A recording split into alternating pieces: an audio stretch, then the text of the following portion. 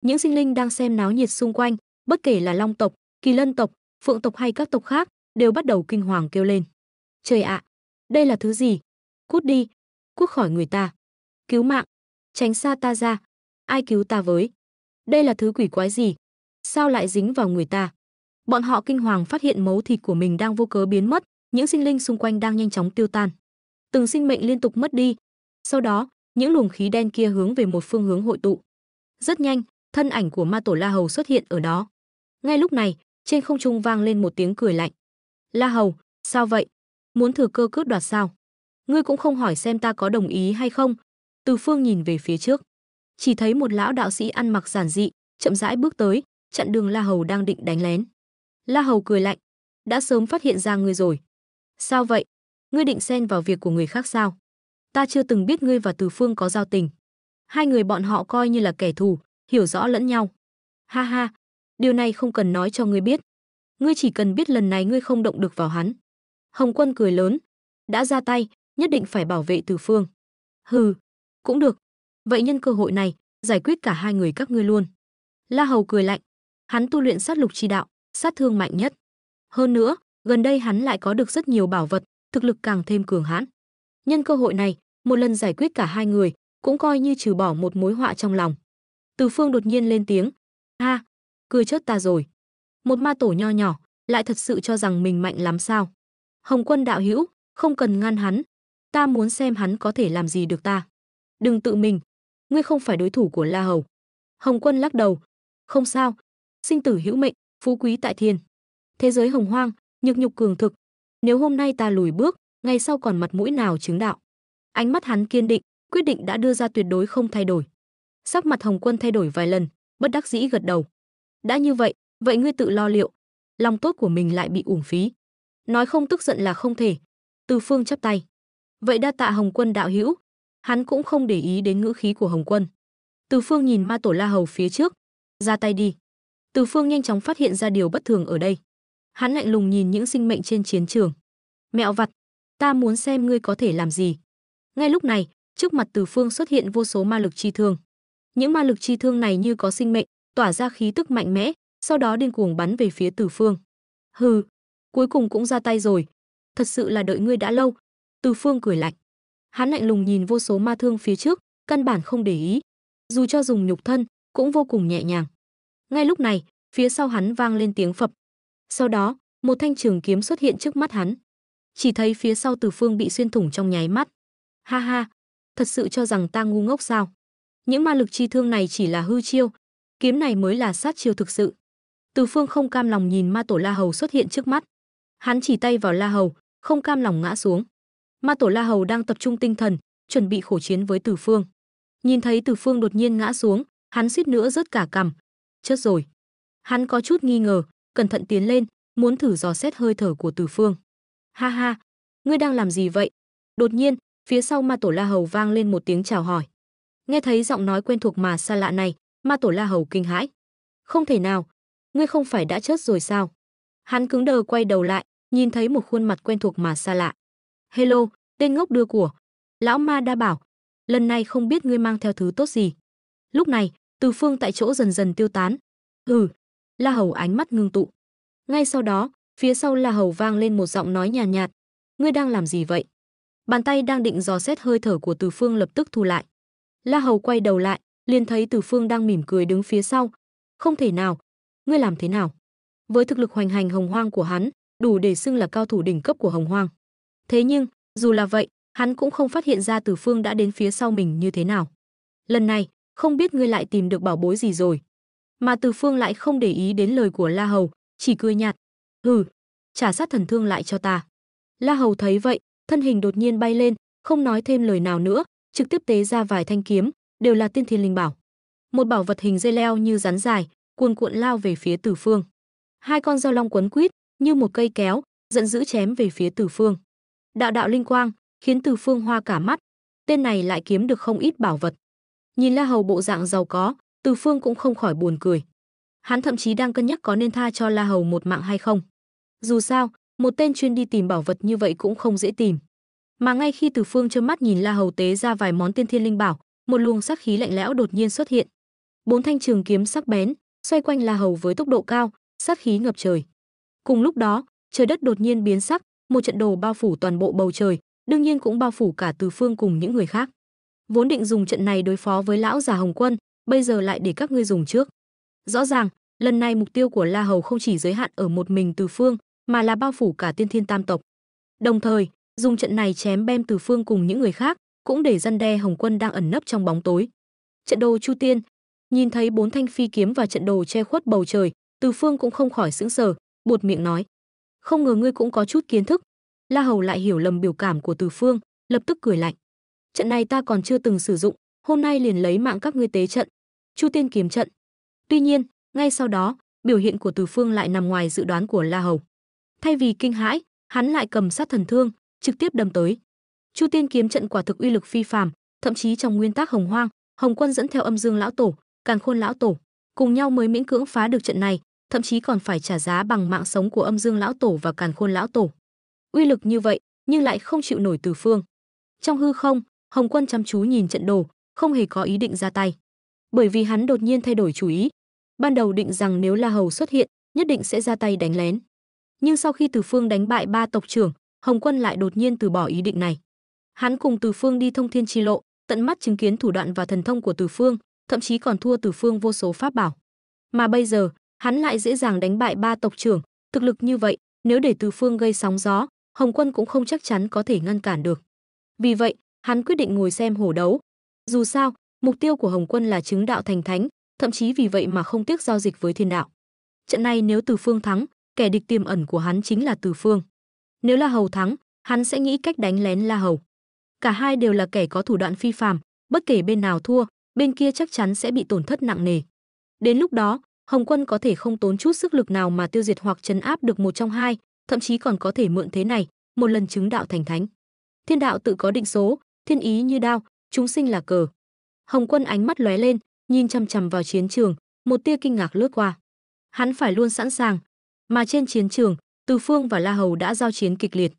Chu Tiên kiếm trận uy lực phi phàm, La Hầu lại tu luyện sát lục pháp tắc, giờ phút này nổi giận ra tay, Chu Tiên kiếm trận che khuất bầu trời, trực tiếp đảo lộn Hồng Hoang. Toàn bộ thiên địa Hồng Hoang, dường như dưới Chu Tiên kiếm trận này, hoàn toàn run rẩy. Vô số sinh linh, chỉ cần cảm nhận được dư ba của Chu Tiên kiếm trận, cũng đã hồn phi phách tán. Toàn bộ thiên địa Hồng Hoang, hôm nay máu chảy thành sông. Vô số sinh linh Tiên Thiên Tam tộc cũng vào hôm nay ngã xuống. Mà Từ Phương ra tay cũng không hề kém cạnh. Sát thần thương sát khí bùng phát, diệt thế hắc liên lơ lửng trên đỉnh đầu, dưới chân là tịnh thế bạch liên. Ra tay, dung chuyển thương khung, giữa trời đất, một luồng khí cực kỳ huyền diệu, theo sự giao chiến của hai người mà lặng lẽ lưu truyền.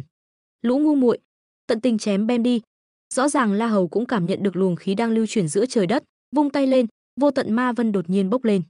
Lũ ma tộc, đến giờ ăn rồi. Trong ma vân ẩn chứa hàng tỷ ma tộc, như những dòng nước lũ, dưới mệnh lệnh của La Hầu, âm âm hưởng ứng, hướng về những sinh linh Tiên Thiên Tam tộc còn sót lại trên đại địa Hồng Hoang, tận tình chém bem. Tàn sát vô biên, ba tộc đại quân nội chiến đã lâu, đã sớm mệt mỏi. Hơn nữa lại bị Chu Tiên kiếm trận của La Hầu trấn áp, giờ phút này làm sao có thể chống đỡ được đại quân ma tộc như hổ đói. Chỉ trong nháy mắt, trên toàn bộ đại địa Hồng Hoang, vô số sinh linh kêu gào thảm thiết, sát khí dâng trào. Mà La Hầu đứng trong Chu Tiên kiếm trận, ngửa mặt cười dài. Hôm nay, ta sẽ dùng máu tươi của các ngươi, chứng minh ma thánh chi đạo vô thượng. Nhìn bộ dạng điên cuồng của La Hầu, giọng nói của Từ Phương đột nhiên vang lên. Ngươi có phải quên ta rồi không? Theo lòng bàn tay buông lỏng, La Hầu đột nhiên giật mình. Sau lần đầu giao chiến với Từ Phương trên Bất Chu Sơn, La Hầu vẫn luôn suy nghĩ, rốt cuộc Từ Phương làm thế nào mà có thể đoạt lấy pháp bảo trong nháy mắt. Mà lần này giao chiến, hắn cũng luôn đề phòng Từ Phương. Thế nhưng, Từ Phương chỉ cầm sát thần thương, trên đầu là diệt thế hắc liên, dưới chân là tịnh thế bạch liên, vẫn chưa thi triển thủ đoạn, khiến La Hầu lơ là cảnh giác. Tuy nhiên, bây giờ, theo giọng nói của Từ Phương vang lên, La Hầu đột nhiên giật mình. Chu Tiên tứ kiếm và Chu Tiên trận đồ, vậy mà trong nháy mắt mất liên lạc. Không chỉ vậy, những tiên thiên linh bảo khác trên người hắn cũng trong nháy mắt này rơi vào tay Từ Phương. Ai biết thì nói ngươi là ma tổ, ai không biết còn tưởng ngươi là ma tộc đưa bảo. Từ Phương mân mê bảo vật trong tay, cười nói. Mà La Hầu thì sắc mặt xanh mét. Lần thứ hai rồi. Từ lần đầu gặp Từ Phương trên Bất Chu Sơn, La Hầu gần như luôn nghĩ đến sát thần thương, diệt thế hắc liên của mình. Lần thứ hai giao chiến, cẩn thận từng ly từng tí, không ngờ vẫn trúng kế của Từ Phương. Hơn nữa, quan trọng nhất là hắn còn không biết mình trúng kế như thế nào. Tên nhóc, đây rốt cuộc là thần thông gì, Tại sao có thể lấy đi pháp bảo của ta? La Hầu sắc mặt xanh mét, quát. Thực ra không chỉ hắn, ngay cả ba tộc trưởng Tiên Thiên Tam tộc và Hồng Quân đang ẩn nấp trong bóng tối, cũng rất tò mò về thần thông đoạt lấy pháp bảo trong nháy mắt của Từ Phương. Nếu ta nói cho ngươi biết, ngươi còn tìm pháp bảo cho ta sao? Từ Phương cười gian xảo, biểu cảm này của hắn càng khiến La Hầu tức giận. Tên tiểu tặc, tìm chết, hôm nay ta nhất định phải bem ngươi. Ánh mắt La Hầu tràn đầy sát khí. Mà trên đại địa Hồng Hoang, vô số cao thủ ma tộc lúc này cũng cảm nhận được cơn thịnh nộ của La Hầu. Theo La Hầu vung tay lên, vô số ma tộc như thủy triều dâng trào về phía Từ Phương. Pháp bảo hắn không dám tế ra, đấu pháp thần thông cũng không phải đối thủ của Từ Phương, vậy thì lấy sở trường của mình, công kích sở đoàn của địch. Từ Phương, ngươi không phải rất giỏi đánh nhau sao? Ma tộc ta có hàng tỷ sinh linh, mệt cũng mệt chết ngươi. Dù ngươi có thực lực mạnh mẽ, nếu dám tàn sát nhiều ma tộc như vậy, e rằng cũng sẽ bị nghiệp lực cuốn thân. Gần như trong nháy mắt, vô số cao thủ ma tộc ùa tới. Ma khí cuồn cuộn, công kích như cùng phong bão táp, nghiền ép về phía Từ Phương. Đại quân ma tộc như thủy triều, như những đám mây đen kịt, uy áp ngập trời, hung hăng áp sát. Luồng khí đang lưu chuyển giữa trời đất, lúc này càng thêm mãnh liệt.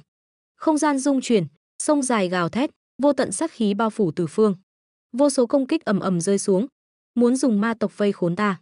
Từ Phương cười lạnh, chỉ tiếc ma tộc các ngươi bị thiên đạo vứt bỏ. Hơn nữa, nếu ta ra tay, sao có thể sợ hãi nghiệp lực? Sát cơ đột nhiên nổi lên.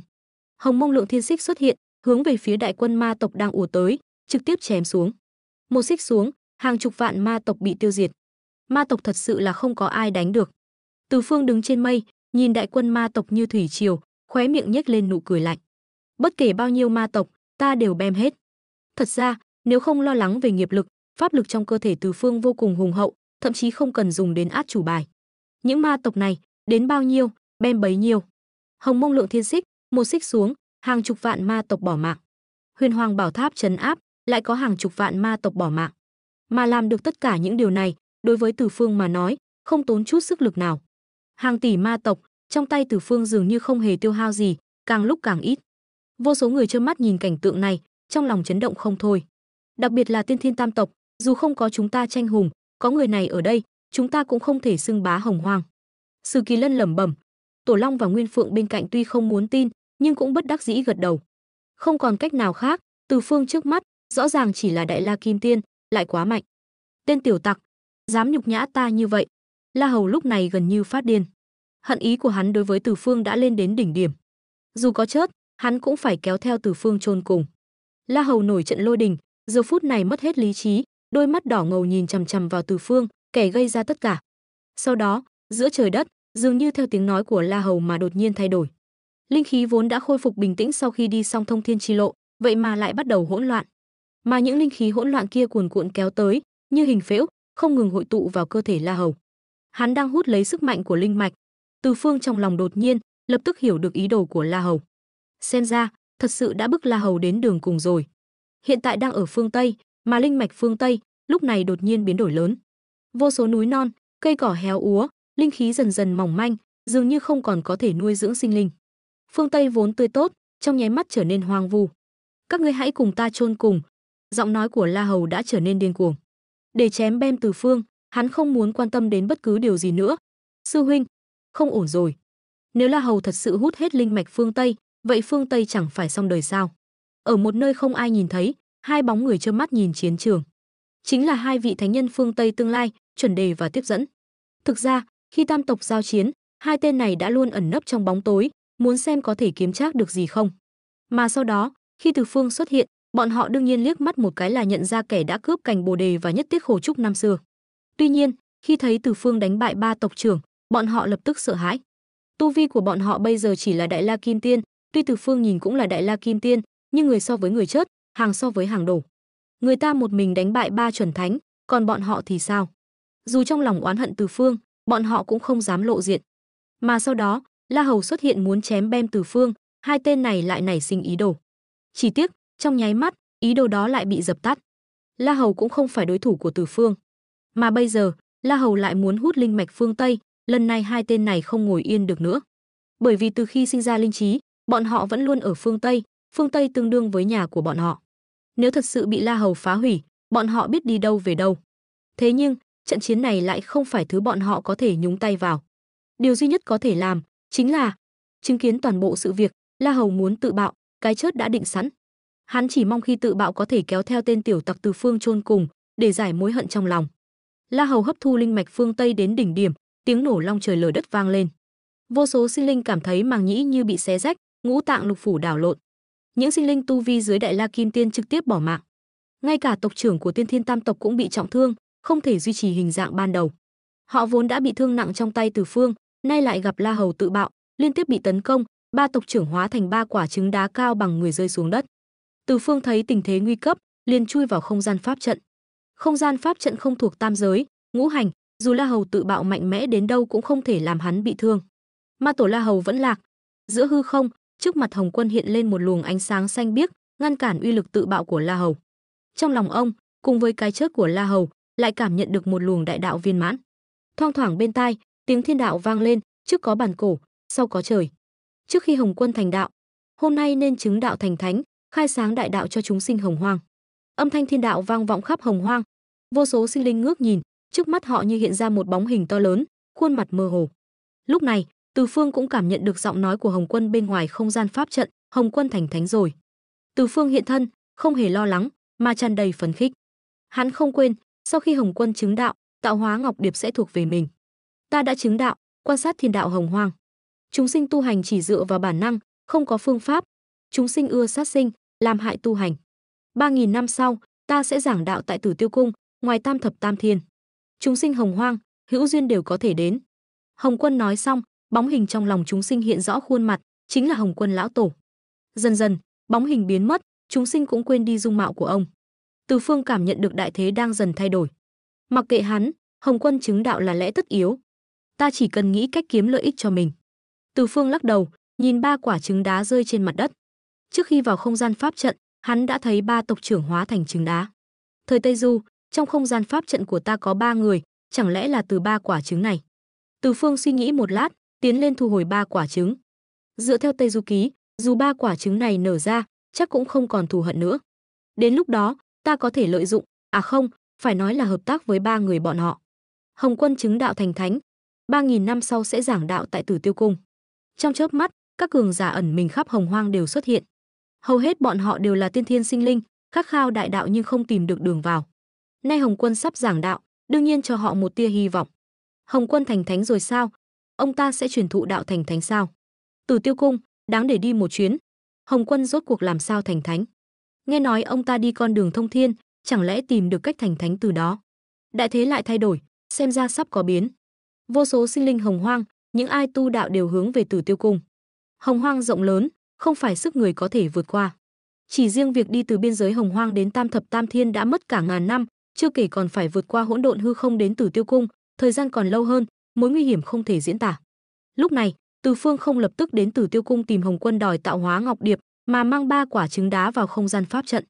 3 quả trứng đá là vật dẫn của thiên đạo, đặt trong không gian pháp trận, dùng tam quang thần thủy ấp nở là được.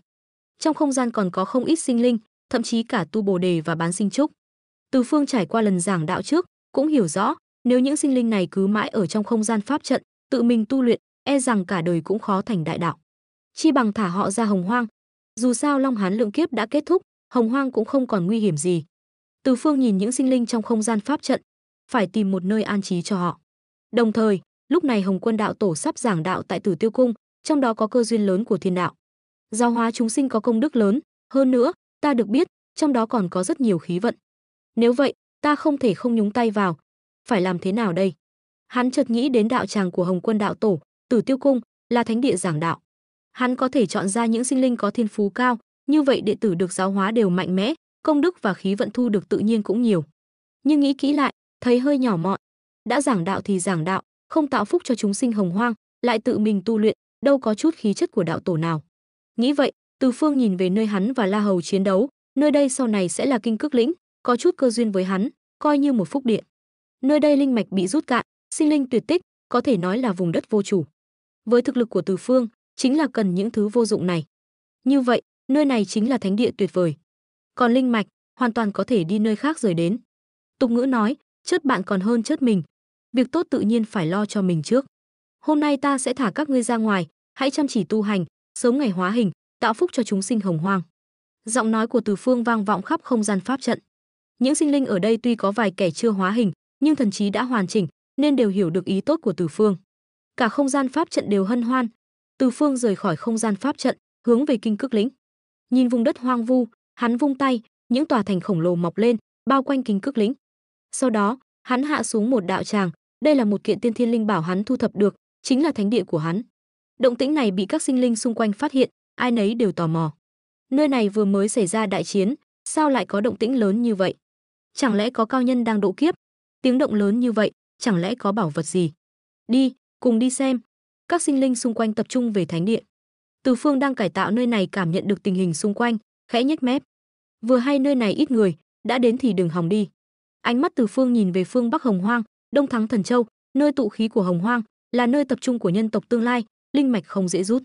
Chỉ có thể đến Bắc Câu Lư Châu xem sao. Hắn thần thông quảng đại, chớp mắt đã đến Bắc Câu Lư Châu. Tương lai yêu tộc sẽ cư trú ở đây, sau này cho chúng vài ngọn núi là được rồi. Từ Phương tự an ủi mình, sau đó bắt đầu rút linh mạch. Hành động này của hắn tự nhiên kinh động đến Hồng Quân vừa mới thành thánh. Khi Hồng Quân phát hiện là Từ Phương đang gây sự, ông nhíu mày nhưng không lên tiếng. Hồng Quân rất bất đắc dĩ, mình còn nợ mảnh vỡ tạo hóa ngọc điệp của người ta, lúc này không dám tự tìm đến cửa. Kẻ nào dám rút linh mạch? Đã hỏi qua ta chưa? Một tiếng gầm giận vang lên từ phía sau Từ Phương. Từ Phương quay đầu lại, bất giác bật cười. Đây chẳng phải là Cự Linh Thần sao? Hai người sau này cũng có chút giao tình, chỉ là không ngờ Cự Linh Thần nho nhỏ lại là Cự Linh Thần thời kỳ Hồng Hoang xa xưa. Ngươi có biết ta là ai không? Từ Phương mỉm cười nhìn hắn. Ta không cần biết ngươi là ai, rút linh mạch chính là không được. Chết đi. Cự Linh Thần lúc này tính tình còn khá nóng này, trực tiếp ra tay. Từ Phương bị chọc cười, mình còn chưa ra tay dạy dỗ hắn đã tự mình đâm đầu vào. Hắn thật sự không biết chữ chớt viết như thế nào. Ta là Từ Phương, giờ biết ta là ai chưa? Nắm đấm khổng lồ sắp đập vào Từ Phương đột ngột chuyển hướng, đấm vào ngọn núi bên cạnh. Thì ra là Từ Phương đại nhân, tiểu yêu có việc, xin cáo từ. Cự Linh Thần chui tọt xuống đất, hắn không biết đã chạy bao xa, đột nhiên chui lên khỏi mặt đất. Chạy xa vậy rồi, chắc không sao chứ? Hắn vỗ ngực, vẻ mặt sợ hãi. Chạy đi đâu? Trên đầu Cự Linh Thần xuất hiện một bóng người, chính là Từ Phương đuổi theo. Đạo tràng của ta còn thiếu một người canh cửa, ngươi vừa hay đến, thật thích hợp. Đại nhân tha mạng, tiểu nhân không dám nữa. Cự Linh Thần khóc lóc. Hắn hôm nay ra ngoài không xem hoàng lịch sao? Sao lại chọc phải tên sát tinh này? Có gì mà dám hay không? Đạo tràng của ta còn thiếu một hộ vệ, ngươi có nguyện ý đi theo ta không? Từ Phương hỏi xong, một tay xách cổ áo Cự Linh Thần lên. Hắn cần hắn đồng ý sao? Hắn hỏi câu này, căn bản không cần câu trả lời. Cự Linh Thần giờ khóc giờ cười, chỉ biết im lặng. Trở lại Kinh Cức Lĩnh, chôn linh mạch xuống đất, linh khí nơi này lập tức tăng vọt, mơ hồ đã sánh ngang với những thánh địa đỉnh cấp. Từ Phương thấy mọi việc đã gần xong, liền phát ra thiên đạo chi âm, ta là Từ Phương, cảm thấy chúng sinh Hồng Hoang tu hành vô độ, hôm nay khai sáng đạo tràng Kinh Cức Lĩnh, sẽ giảng đạo giáo hóa chúng sinh. Hữu duyên đều có thể đến. Nơi này của hắn không có nhiều quy củ, hắn cũng không cần những điều kiện đó. Hắn muốn là công đức và khí vận từ việc giáo hóa chúng sinh. Những sinh linh đến đây dò xét ngay lập tức nhận ra sự khác thường. Linh khí nơi này đột nhiên tăng vọt, sau đó giọng nói của Từ Phương vang lên bên tai họ. Đồng thời, trong đầu họ hiện ra một tấm bản đồ, chính là bản đồ chỉ dẫn của toàn bộ Hồng Hoang. Họ có thể cảm nhận rõ ràng vị trí của Kinh Cức Lĩnh. Ồ, nơi này chẳng phải là Kinh Cức Lĩnh sao? Những sinh linh kinh ngạc nhìn bản đồ trong đầu. Họ không ngờ cái gọi là Kinh Cức Lĩnh lại là nơi này. Thật sự là Kinh Cức Lĩnh. Tuyệt quá, chúng ta mau đi chiếm chỗ tốt. Tốt, tốt. Từ Phương đại thần sắp giảng đạo, đó chính là người đá bay tiên thiên tam tộc, đánh bại ma tổ La Hầu. Còn đi Tử Tiêu Cung làm gì? Cứ đến đạo tràng Kinh Cức Lĩnh thôi. Đối với họ, đây là cơ duyên trời cho. Đạo của thánh nhân quá xa vời, với thực lực của họ, tuyệt đối không đến được Tử Tiêu Cung, thậm chí đến Tam Thập Tam Thiên cũng không thể. Thay vì đến nơi xa xôi đó, chi bằng đến Kinh Cức Lĩnh. Rõ ràng, Từ Phương mới là người thực sự tạo phúc cho chúng sinh. Không chỉ những sinh linh gần đó, giọng nói của Từ Phương vang vọng khắp Cửu Châu đại địa, tất cả sinh linh ở Hồng Hoang đều nghe thấy thiên đạo chi âm của hắn. Từ Phương đại thần sắp giảng đạo. Tuyệt quá, ta phải đi nghe.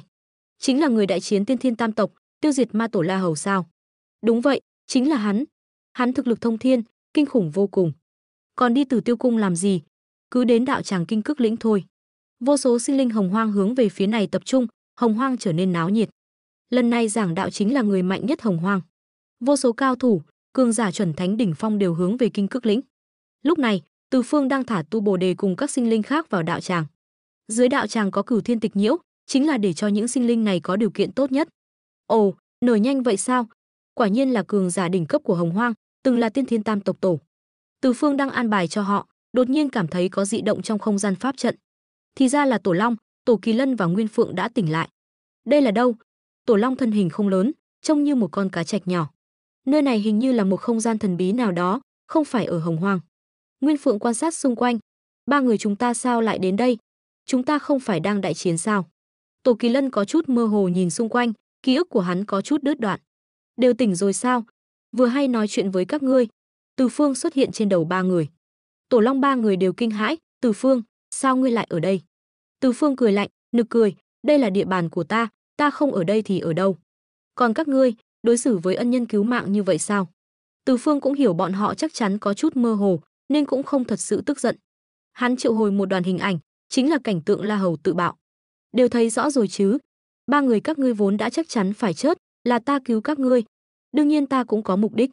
Hiện tại Tiên Thiên Tam tộc tổn thất nặng nề, Long tộc, Kỳ Lân tộc và Phượng tộc chỉ còn lại lác đác vài người. Có thể nói thời đại Tiên Thiên Tam tộc đã kết thúc. Mục đích ta cứu các ngươi chỉ có một, các ngươi sau này giúp ta làm việc. Ta hứa, tương lai có cơ hội nhất định sẽ giúp các ngươi khôi phục lại vinh quang ngày xưa. Từ Phương nói xong, lặng lẽ nhìn ba người bọn họ. Ba người bất đắc dĩ gật đầu. Tình hình hiện tại, nói gì khác cũng vô dụng. Họ có thể nói đã là vật bị thiên đạo vứt bỏ, khí vận không còn, tự nhiên chỉ có thể dựa vào Từ Phương. Ba người này tuy kiêu ngạo, nhưng không phải kẻ ngu ngốc, cũng biết lúc này chỉ có bám lấy Từ Phương mới có cơ hội xoay chuyển tình thế. Hơn nữa, Tiên Thiên Tam tộc gần như bị hủy diệt, có thể nói họ chỉ có thể sống dưới trướng Từ Phương. Cho nên, dù Tổ Long và Tổ Kỳ Lân có thù hận lớn đến đâu, nhưng đến nước này, họ cũng biết Từ Phương không phải là người họ có thể chống lại. Biết thời biết thế là anh hùng. Sinh linh Tiên Thiên Tam tộc phần lớn đều chết trong tay La Hầu. Nếu họ muốn chấn hưng Tam tộc, chỉ e thật sự phải dựa vào Từ Phương. Thù hận to lớn cũng không bằng sự hưng suy của tộc quần. Bái kiến chủ nhân. Ba người quỳ xuống đất, hành đại lễ. Từ Phương hài lòng gật đầu. Thu phục Tiên Thiên Tam tộc, coi như công đức viên mãn. Không cần gọi ta là chủ nhân. Sau này có người vào không gian này, chính là chủ nhân thứ hai của các ngươi. Các ngươi có thể bái người đó làm chủ. Danh hiệu trước kia không thể dùng nữa. Nghĩ vậy, Từ Phương chợt nhớ đến Tây Du, ba người này xưng hô trong không gian pháp trận, liền mỉm cười nói, ta ban cho các ngươi danh hiệu. Ngao Huyền, Phụng Minh, Kỳ Minh. Sau khi đến Hồng Hoang, hắn tận tâm tận lực điểm hóa chỉ có 5 người, Tu Bồ Đề, Bán Sinh Trúc và 3 vị Tiên Thiên Tam tộc tổ. Hiện tại, hắn không sợ bất kỳ ai ở Hồng Hoang. Thay vì giữ ba người này chưa khôi phục thực lực lại bái mình làm chủ, chi bằng để dành cho bản thân thời Tây Du. Hắn rời khỏi không gian pháp trận, chuẩn bị giảng đạo. Hắn thấy Kinh Cước Lĩnh vô cùng náo nhiệt. Từ Phương tiền bối, lâu rồi không gặp. Nghe nói tiền bối sắp giảng đạo, ta liền vội vàng đến đây. Tiền bối, đạo hữu gần đây khỏe chứ? Khi nào bắt đầu giảng đạo? Chúng ta đã đợi không kịp rồi. Từ Phương lúc này mới phát hiện, phần lớn cường giả ở Hồng Hoang đều đã đến Kinh Cước Lĩnh. Trong Tử Tiêu Cung, Hồng Quân đang chờ đợi các đại năng đến. Đây là lần đầu tiên ông giảng đạo, cũng không quá quen thuộc với mọi thứ ở đây. Nhưng ông tin rằng, những cường giả có thể đến đây, tuyệt đối đều là cường giả đỉnh cấp. Đột nhiên, ông cảm thấy có điều gì đó, búng tay dò xét nguyên nhân. Ông nhìn về hướng Kinh Cước Lĩnh. Ban đầu, ông cho rằng Từ Phương giảng đạo không cần quá quan tâm, dù sao mình mới là thánh nhân. Nhưng hiện tại xem ra không phải vậy. Ông thấy vô số cường giả vây quanh Kinh Cước Lĩnh. Họ thà đi nghe một kẻ không phải thánh nhân giảng đạo, cũng không muốn đến chỗ ông. Sao dám như vậy? Hồng Quân nổi giận. Ông chút giận một hồi, nhanh chóng bình tĩnh lại. Chết tiệt, cứ tiếp tục thế này không được. Ông chợt nhìn tạo hóa ngọc điệp trong tay. Hai, cuối cùng vẫn không giữ được ngươi. Có thiên đạo chứng kiến, ông làm sao dám quỵt nợ. Kỳ thực cũng chỉ mong giữ thêm vài ngày. Từ Phương đạo hữu, nếu rảnh rỗi, mời đến Tử Tiêu Cung một chuyến. Giọng nói của Hồng Quân, Từ Phương rất quen thuộc. Hắn ngạc nhiên nhìn về hướng Tử Tiêu Cung, Tam Thập Tam Thiên. Tên này lại mời ta đến chơi, không biết trong hồ lô bán thuốc gì. Vào lúc quan trọng này, chẳng lẽ có liên quan đến việc giảng đạo? Nghĩ vậy, Từ Phương hướng về Tử Tiêu Cung. Hắn đi qua con đường lớn của Hồng Hoang, bước vào Tam Thập Tam Thiên.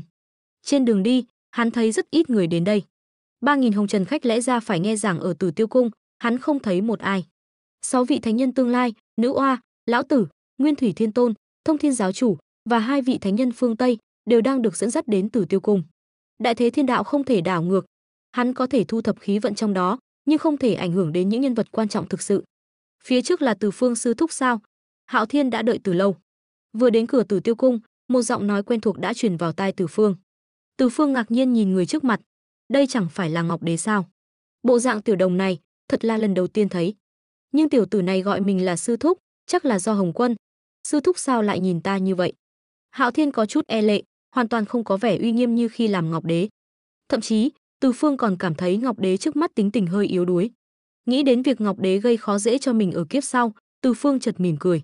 Hắn đã hiểu mục đích Ngọc Đế muốn nắm giữ tam giới, thực chất cũng là để báo thù cho mình. Nói như vậy, mình cũng không cần đối địch với Ngọc Đế. Dù sao tiểu tử này làm vậy để báo thù cho mình, chắc cũng là fan cuồng của mình. Giờ thấy tiểu tử này tính tình nhút nhát, chi bằng chỉ điểm một chút. Hạo Thiên, lần đầu gặp mặt, sư thúc cũng không có quà gì quý giá. Đây là hạt giống pháp tắc sát lục, là thứ tốt, tặng ngươi. Hạt giống pháp tắc sát lục này là lấy từ trên người La Hầu, là một trong số ít bảo vật. Đa tạ sư thúc. Hạo Thiên cũng không từ chối, quà của trưởng bối, hắn không có tư cách từ chối. Từ Phương đạo hữu, lâu rồi không gặp, huynh rất nhớ đệ. Hồng Quân cười lớn, bộ dạng này, nhìn là biết kẻ tiểu nhân đắc chí. Năm đó trước mặt hắn, ông ta nào dám xưng huynh. Từ Phương mỉm cười, quả nhiên là khí chất của thánh nhân. Còn chưa chúc mừng Hồng Quân đạo hữu thành thánh. Từ xưa đến nay, Hồng Quân đạo hữu xứng đáng là đệ nhất. Sau này còn phải nhờ cậy Hồng Quân đạo hữu nhiều. Lời nói của Từ Phương có ý châm chọc, cũng ám chỉ Hồng Quân một chút. Ha ha, Từ Phương đạo hữu nói sai rồi. Ta tuy thành thánh, nhưng cũng chỉ là thay trời hành đạo, không có thực lực mạnh như Từ Phương đạo hữu. Hồng Quân mặt không đổi sắc, nói ra những lời này. Đồng thời, ông nhìn về phía thanh nữ, tức là Tây Vương mẫu tương lai. Thanh nữ bái kiến. Từ Phương nhìn thấy người này, trong lòng khẽ động. Hồng Quân đạo hữu có hai tiểu đồng này, đều có thiên tư hơn người. Phải nói, chỉ xét về thiên phú, hai người này quả thực không tồi. Nhưng tính cách của họ đều hơi yếu đuối, có thể thấy họ rất sợ Hồng Quân, làm việc cẩn thận, nhìn là biết là con rối tốt. Không ngờ Hồng Quân lúc này đã tính toán đến chuyện thiên đình rồi. Thánh nhân đều có thể nhìn thấy quá khứ vị lai, nằm trong thiên đạo, không ở trong chúng sinh. Quả nhiên danh bất hư truyền. Hắn nhìn lên bàn, Hồng Quân đạo hữu còn thích chơi cờ sao? Lấy trời đất làm bàn cờ, lấy chúng sinh làm quân cờ. Không tồi, không tồi. Hồng Quân chấn động, hắn lại có thể nhìn thấy bàn cờ thiên địa trên bàn của mình. Phải biết bàn cờ này là quy tắc hiển hóa, tu vi không đến mức nào thì không thể nhận ra. Vừa hay rảnh rỗi, Hồng Quân đạo hữu, chúng ta chơi một ván. Nói xong, Từ Phương xáo trộn bàn cờ. Hành động này khiến Hồng Quân kinh ngạc không nói nên lời. Kẻ nắm giữ bàn cờ Hồng Hoang, tên này rốt cuộc là thần thánh phương nào? Được, Hồng Quân theo bản năng gật đầu. Rất nhanh, Từ Phương thu hồi quân cờ. Quân đen đi trước, Từ Phương làm động tác mời Hồng Quân. Chẳng mấy chốc, hai người bắt đầu chơi cờ. Hồng Quân không tập trung vào bàn cờ, cố tìm chuyện để nói đến tiểu đồng này, nó đã theo ta 10.000 năm, nhưng chỉ tu luyện đến Đại La Kim Tiên, thiên tư kém xa Từ Phương đạo hữu. Từ Phương đạo hữu với tu vi Đại La Kim Tiên, ngạo thị hồng hoang, mới là tấm gương cho chúng ta noi theo. Không biết với thực lực của đạo hữu, đối mặt với thánh nhân có bao nhiêu phần thắng. Hồng Quân nói xong, mỉm cười nhìn Từ Phương. Từ Phương giật mình, tên này có ý đồ. Sau khi thành thánh, thực lực của hắn tăng vọt, thêm vào đó thiên đạo bất diệt, thánh nhân bất tử, nếu hắn không có ý đồ mới là lạ. Đối mặt với thánh nhân có bao nhiêu phần thắng, phải xem thánh nhân đó mạnh đến mức nào. Tuy ký sinh vào thiên đạo quả thực là cách hay, có thể làm được thiên đạo bất tử, thánh nhân bất diệt. Nhưng thiên địa này không hoàn hảo, vẫn có vài sơ hở. Hồng Quân đạo hữu, chẳng lẽ quên, Uẩn Thánh Đan hiện đang ở trong tay ta sao? Sắc mặt Hồng Quân lập tức tối sầm. Uẩn Thánh Đan năm đó từng là bảo bối của ông, nhưng đã thua về tay Từ Phương, làm sao ông không biết? Lúc này đến lượt Hồng Quân đạo tổ lúng túng. Ông hiểu ý của Từ Phương. Hai, chắc sẽ không có thánh nhân nào tự rước lấy nhục nhã như vậy đâu. Hồng Quân có chút bất lực nhìn Từ Phương. Tên này không chỉ thực lực mạnh, mà cái miệng cũng thật không tha cho ai. Lần này mời đạo hữu đến, chủ yếu là muốn hỏi việc giảng đạo của Từ Phương đạo hữu có thể hoãn lại hoặc hủy bỏ không? Hồng Quân nói xong, nhìn sắc mặt Từ Phương. Việc này ông có tính toán riêng, tuyệt đối không thể để Từ Phương phá vỡ đại kế của thiên đạo. Hồng Quân đạo hữu nói đùa rồi, ta đã định ngày 10, sao có thể tùy tiện thay đổi? Hồng Quân đạo hữu, có gì cứ nói thẳng, đừng vòng vo tam quốc nữa. Ánh mắt Từ Phương nheo lại, ta có thể xưng huynh gọi đệ với ngươi, nhưng ngươi tuyệt đối không được cướp lợi ích của ta. Hồng Hoang không phải của riêng ngươi, không thể ngươi nói là được. Nếu có ai dám cướp lợi ích của hắn nhất định sẽ liều mạng với kẻ đó. Đại thế thiên địa tự có công đức giáo hóa chúng sinh, hắn không thể vô cớ nhường cho Hồng Quân. Giáo hóa chúng sinh, sao? Hồng Quân bất đắc dĩ. Đại thế Hồng Hoang tiếp theo còn phải trải qua vài lần đại kiếp.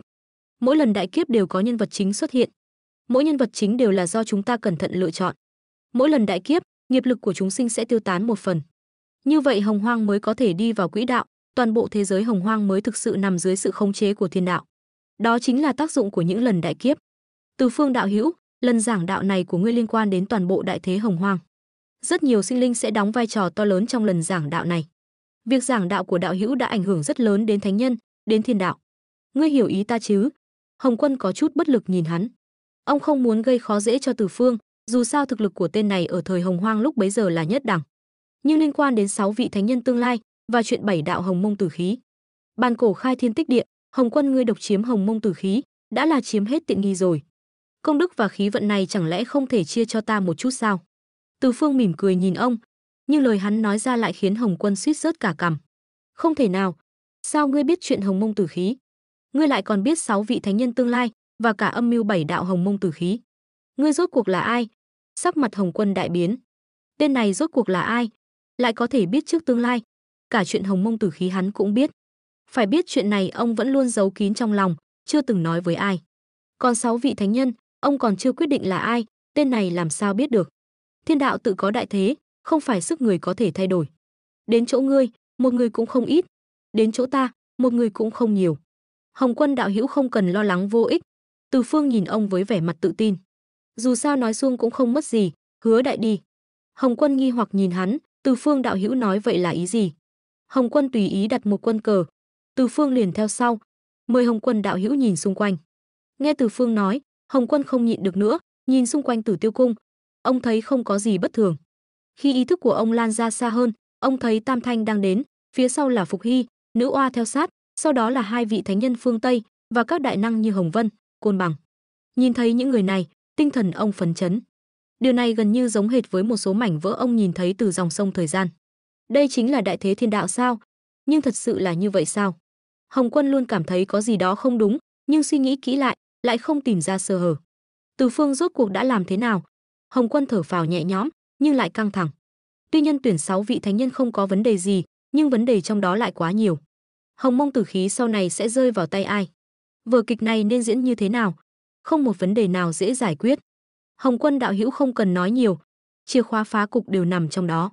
Ngươi tự tìm là được. Từ Phương cười ha hả, quay người rời khỏi chỗ ngồi, đi về phía xa. Hắn phải chuẩn bị giảng đạo rồi. Một làn sóng khí vận lớn đang trên đường đến. Hồng Quân có chút bất lực nhìn Từ Phương rời đi. Tên này từ đầu đến cuối đều nói bóng gió, không hề trực tiếp đồng ý với mình. Hơn nữa, ý hắn đã rất rõ ràng, lần giao hóa chúng sinh này, hắn phải chia một phần công đức và khí vận. Xem ra không thể nói chuyện được rồi.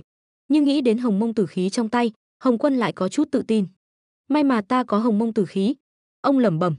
Trở lại đạo tràng, Từ Phương tập hợp tất cả sinh linh ở Kinh Cước Lĩnh, ta sắp giáo hóa chúng sinh, các ngươi tu vi quá thấp, có kẻ thậm chí còn chưa hóa hình, làm mất quan điểm.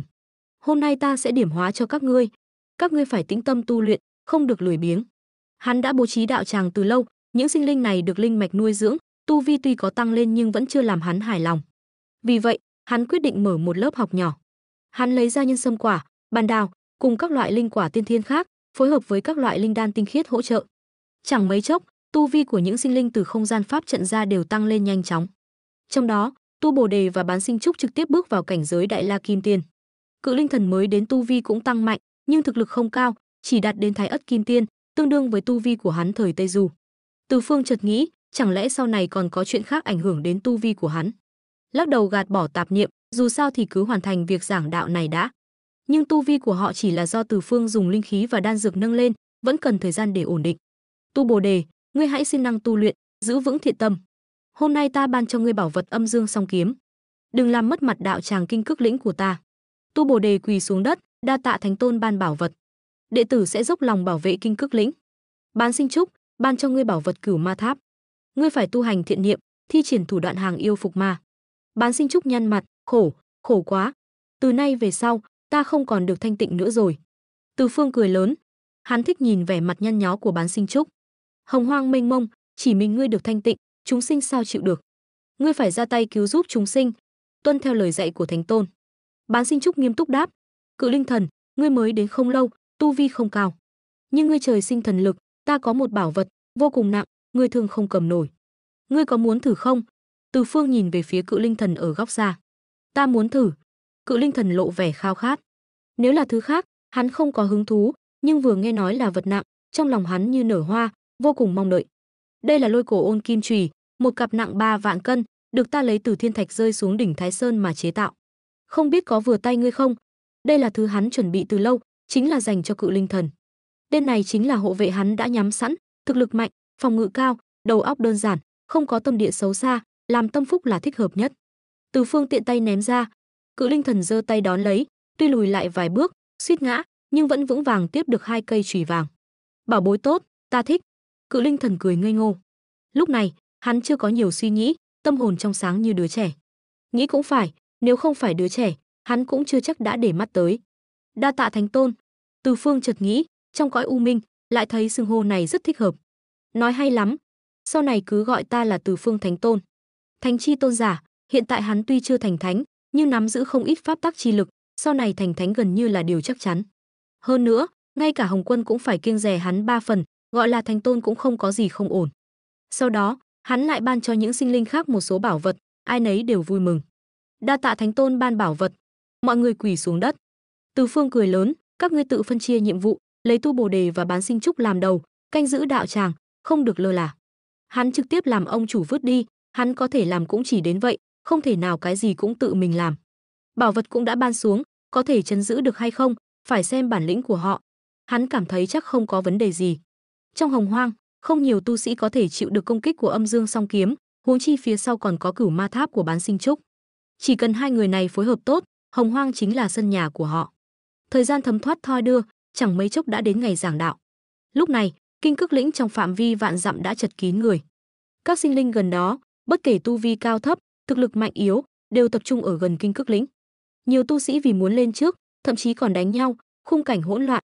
Ai dám gây rối ở Kinh Cức Lĩnh? Tiếng gầm giận vang lên, một bóng người khổng lồ sải bước tới, tay cầm 2 cây chùy lớn, mắt giận dữ trợn trừng. Người đến chính là Cự Linh Thần. Cự Linh Thần đại nhân, tên này muốn lẻn vào đạo tràng, bị chúng ta bắt được, vậy mà còn chối cãi, nói là quen biết với Thánh Tôn. Thật là nực cười. Một tên thiên tiên vừa mới thành tiên làm sao có thể quen biết Thánh Tôn? Một tên thuộc hạ bẩm báo. Cự Linh Thần hừ lạnh, đúng vậy, Thánh Tôn sắp giảng đạo, dám ở đây nói năng lung tung, thật là tội thêm một bậc. Hắn giơ chùy lớn, định đập vào người kia. Đại nhân tha mạng, tiểu nhân thật sự quen biết Từ Phương Thánh Tôn. Người này sợ hãi hiện nguyên hình, lại là một con chuột, nhưng có 6 cái tai. Đại nhân, nếu ngài bem ta, sau này nhất định sẽ hối hận. Lục Nhĩ lớn tiếng nói.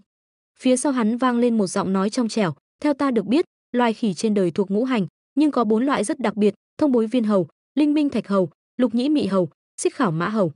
Thông Bối Viên Hầu và Xích Khảo Mã Hầu là tiểu tốt ở Bắc Câu Lư Châu, thực lực tuy mạnh nhưng không bao giờ ra ngoài.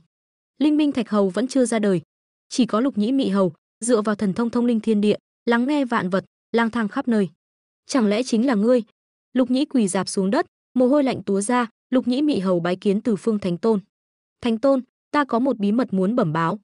Bẩm báo Thánh Tôn, xin Thánh Tôn cho phép ta bẩm báo riêng. Lục Nhĩ Mị Hầu vốn tưởng rằng với thần thông của mình, hắn có thể dễ dàng qua mặt Từ Phương.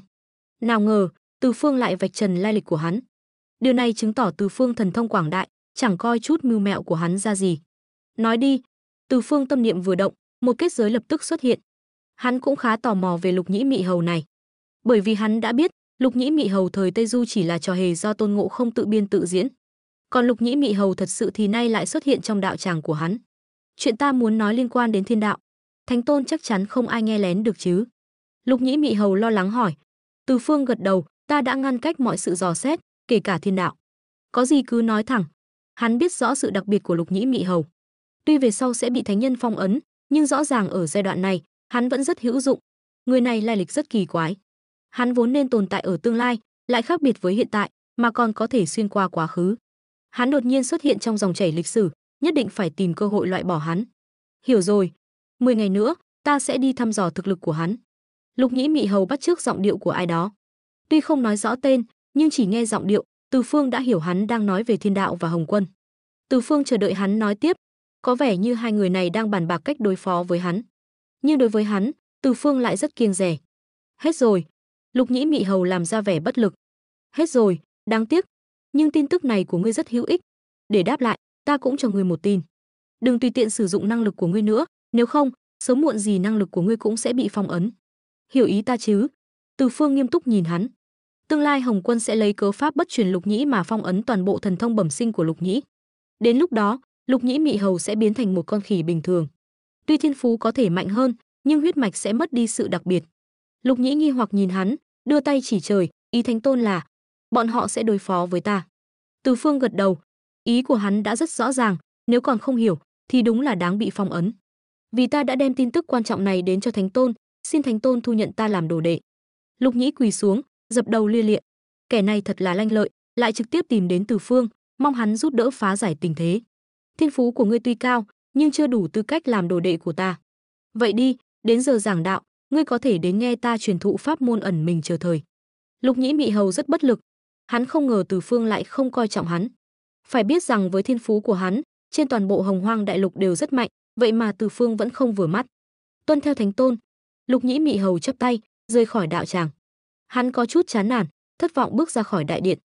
Thực ra hắn không biết, Từ Phương đã âm thầm ra tay trên người hắn. Nếu không phải vì chuyện hôm nay, e rằng hắn sẽ sớm bị phong ấn. Trộm nghe đại đạo của thánh nhân há lại dễ dàng như vậy.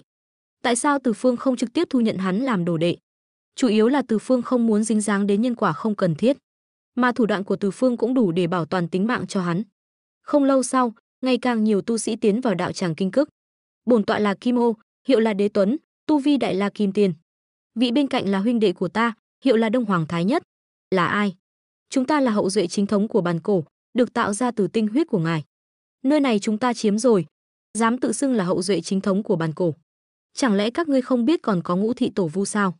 Từ Phương âm thầm quan sát, phát hiện những người đến càng lúc càng mạnh. Đế Tuấn và Đông Hoàng Thái Nhất đã hóa hình, xem ra thời đại Vu yêu sắp bắt đầu. Còn về Vu tộc, hình như vẫn chưa được tạo ra. Tổ Vu thì đến không ít, 12 tổ Vu đều có mặt, trong đó còn ẩn giấu rất nhiều cao thủ. Minh Hà lão tổ sinh ra từ huyết hải, hung thú trong truyền thuyết cửu đầu trùng, Đa Bảo đạo nhân, Đa Bảo thử. Hầu hết các cường giả đỉnh cấp của Hồng Hoang đều đến nghe Từ Phương giảng đạo. Thực ra Từ Phương đã nghĩ sai. Ở thế giới Hồng Hoang, điều thịnh hành nhất vẫn là quy luật mạnh được yếu thua, quy luật tự nhiên. Từ Phương một mình chống lại 3 vị tổ vu của 3 tộc, thậm chí trước mắt hàng triệu ma tộc, bức La Hầu tự bạo mà không hề hấn gì. Chỉ riêng điểm này đã thu hút được hầu hết các cường giả. Trong Hồng Hoang, rất nhiều cao thủ chuẩn thánh đỉnh phong vẫn luôn tìm kiếm cơ hội đột phá. Hồng Quân ngày xưa, nay đã lột xác thành cường giả mạnh hơn bọn họ. Nói không ghen tị là không thể. Hơn nữa, 33 tầng trời, Tử Tiêu Cung là nơi nào? Một nơi xa vời vợi, một nơi gần ngay trước mắt. Chỉ cần không phải kẻ ngốc đều có thể nghĩ đến điều này. Đây mới là nguyên nhân khiến đạo tràng của Từ Phương chật kín người. Từ Phương ngồi giữa đạo tràng. Thiên đạo là gì? Thiên đạo chính là thiên nếu có tình. Đại đạo vô số, vạn thiên pháp tắc, ta chỉ lấy một phần trong đó. Đạo là gì? Đạo là căn nguyên của vạn pháp. Đạo sinh một, một sinh hai, hai sinh ba, ba sinh vạn vật. Tu hành chính là tu hành bản thân. Bản thân là gì? Tam hồn thất phách, thân thể thành thánh. Tu hành phải có quy luật, từng bước một, không ngừng đột phá, đó mới là tu hành. Thiên hạ vạn đạo, vạn biến bất ly kỳ tông. Đặt nền móng vững chắc, mọi thứ đều có khả năng. Theo lời giảng của Từ Phương, càng lúc càng nhiều tu sĩ tiến vào đạo tràng. Mặc dù vậy, trật tự lại rất tốt, không ai dám gây sự. Một thân ảnh cao lớn tuần tra khắp đạo tràng. Tuy vậy, tai hắn lại vểnh lên cao, không ngừng nghe lén điều gì đó. Chính là Cự Linh Thần. Hắn được Từ Phương ủy thác, tự nhiên phải làm tốt việc này. Nhưng hắn lại nóng lòng muốn nghe đại đạo thiên địa, nên chỉ có thể vừa tuần tra vừa nghe đạo, hai việc không lỡ. Trong đạo tràng, thỉnh thoảng lại có người lóe lên kim quang. Đó là hiện tượng tự nhiên do pháp lực không ngừng đột phá tạo thành. Đạo là căn nguyên của vạn vật, thì ra là vậy. Chỉ có đặt nền móng vững chắc mới có thể leo lên đỉnh cao.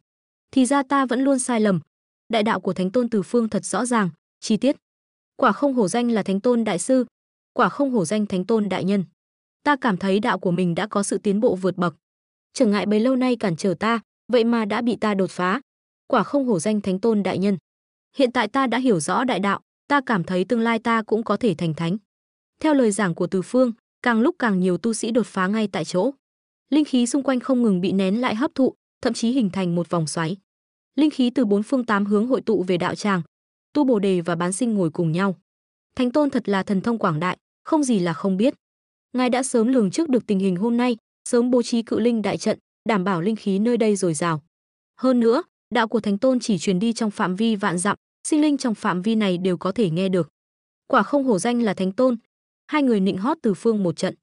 Đúng lúc này, hai người kinh ngạc nhìn lên không trung. Chỉ thấy trên trời xuất hiện long phượng trình tường, đồng thời từng đóa kim liên từ trên trời rơi xuống. Chúng hư ảo mà lại chân thực, trông thật xinh đẹp. Cảm nhận được khí tức này, Từ Phương đang giảng đạo dừng lại một chút. Hắn nhìn lên trời, thiên khí vận từ trời rơi xuống. Quả nhiên giáo hóa chúng sinh có rất nhiều lợi ích. Hắn tiếp tục giảng đạo, không còn để ý đến những thứ đó nữa. Theo những đóa kim liên rơi xuống, tất cả đều hội tụ về phía sau Từ Phương. Dần dần, một bánh xe vàng xuất hiện sau lưng Từ Phương. Vậy mà lại tạo ra công đức kim luân. Trời ạ, đó là cái gì? Thiên giáng công đức kim luân sao? Chúc mừng Thánh Tôn có được công đức kim luân.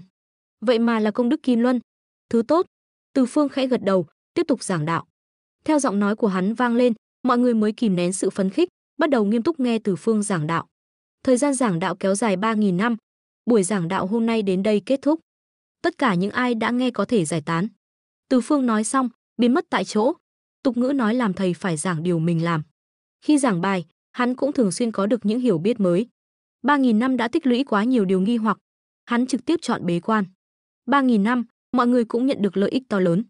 Trong đó, Đế Tuấn và Đông Hoàng Thái Nhất được lợi nhiều nhất. Hai con kim ô ba chân vốn đã có thiên phú kinh người, thực lực cường đại. Sau khi nghe Từ Phương giảng đạo, lại kết giao thêm một nhóm bạn bè. Tu vi của bọn họ cũng đột phá, đạt đến cảnh giới chuẩn thánh. Đối với bọn họ, có thêm gia trì của năng lực thiên phú và bản mệnh pháp bảo, gần như vô địch trong Hồng Hoang. Hai huynh đệ chúng ta thấy Hồng Hoang quá hỗn loạn, từ hôm nay trở đi, sáng lập yêu tộc. Phàm là sinh linh Hồng Hoang, phù hợp điều kiện đều có thể gia nhập. Tất cả yêu tộc đều là huynh đệ, tương trợ lẫn nhau, nương tựa lẫn nhau, cùng nhau tiến bộ. Đế Tuấn là yêu hoàng đời đầu tiên của yêu tộc, Đông Hoàng Thái Nhất tự xưng là Đông Hoàng. Hai người bọn họ từng mời 12 huynh đệ tự xưng là hậu duệ chính thống của bản cổ gia nhập, nhưng bị từ chối thẳng thừng. Hai người không cam lòng, liền liên kết với nhiều yêu tộc truy sát 12 người đó. 12 vị vu tộc, đứng đầu là Đế Giang, để chống lại sự xâm lược của yêu tộc, đã chủ động hiến tế mẫu của mình, kết hợp với nhiều bí pháp, sáng tạo ra vu tộc. Từ hôm nay trở đi, chúng ta thành lập vu tộc. 12 người chúng ta là tổ vu, là tổ tiên của vu tộc. Thời đại vu yêu chính thức giáng lâm. Thời kỳ này, vu yêu hỗn chiến, có thắng có thua. Tuy là do hai vị yêu hoàng của yêu tộc khiêu chiến, nhưng kẻ chịu thiệt lại luôn là yêu tộc. 12 tổ vu quả không hổ danh là hậu duệ chính thống của bản cổ. 12 người liên thủ bố trí thập nhị tổ vu đô thiên thần sát đại trận, vậy mà có thể triệu hồi hư ảnh của bản cổ. Nhờ vào năng lực này, bọn họ nhiều lần đánh bại yêu tộc, dần dần đứng vững gót chân. Nghe nói chưa? Buổi giảng đạo của Thánh nhân Hồng Quân vậy mà chỉ có vài chục người tham gia.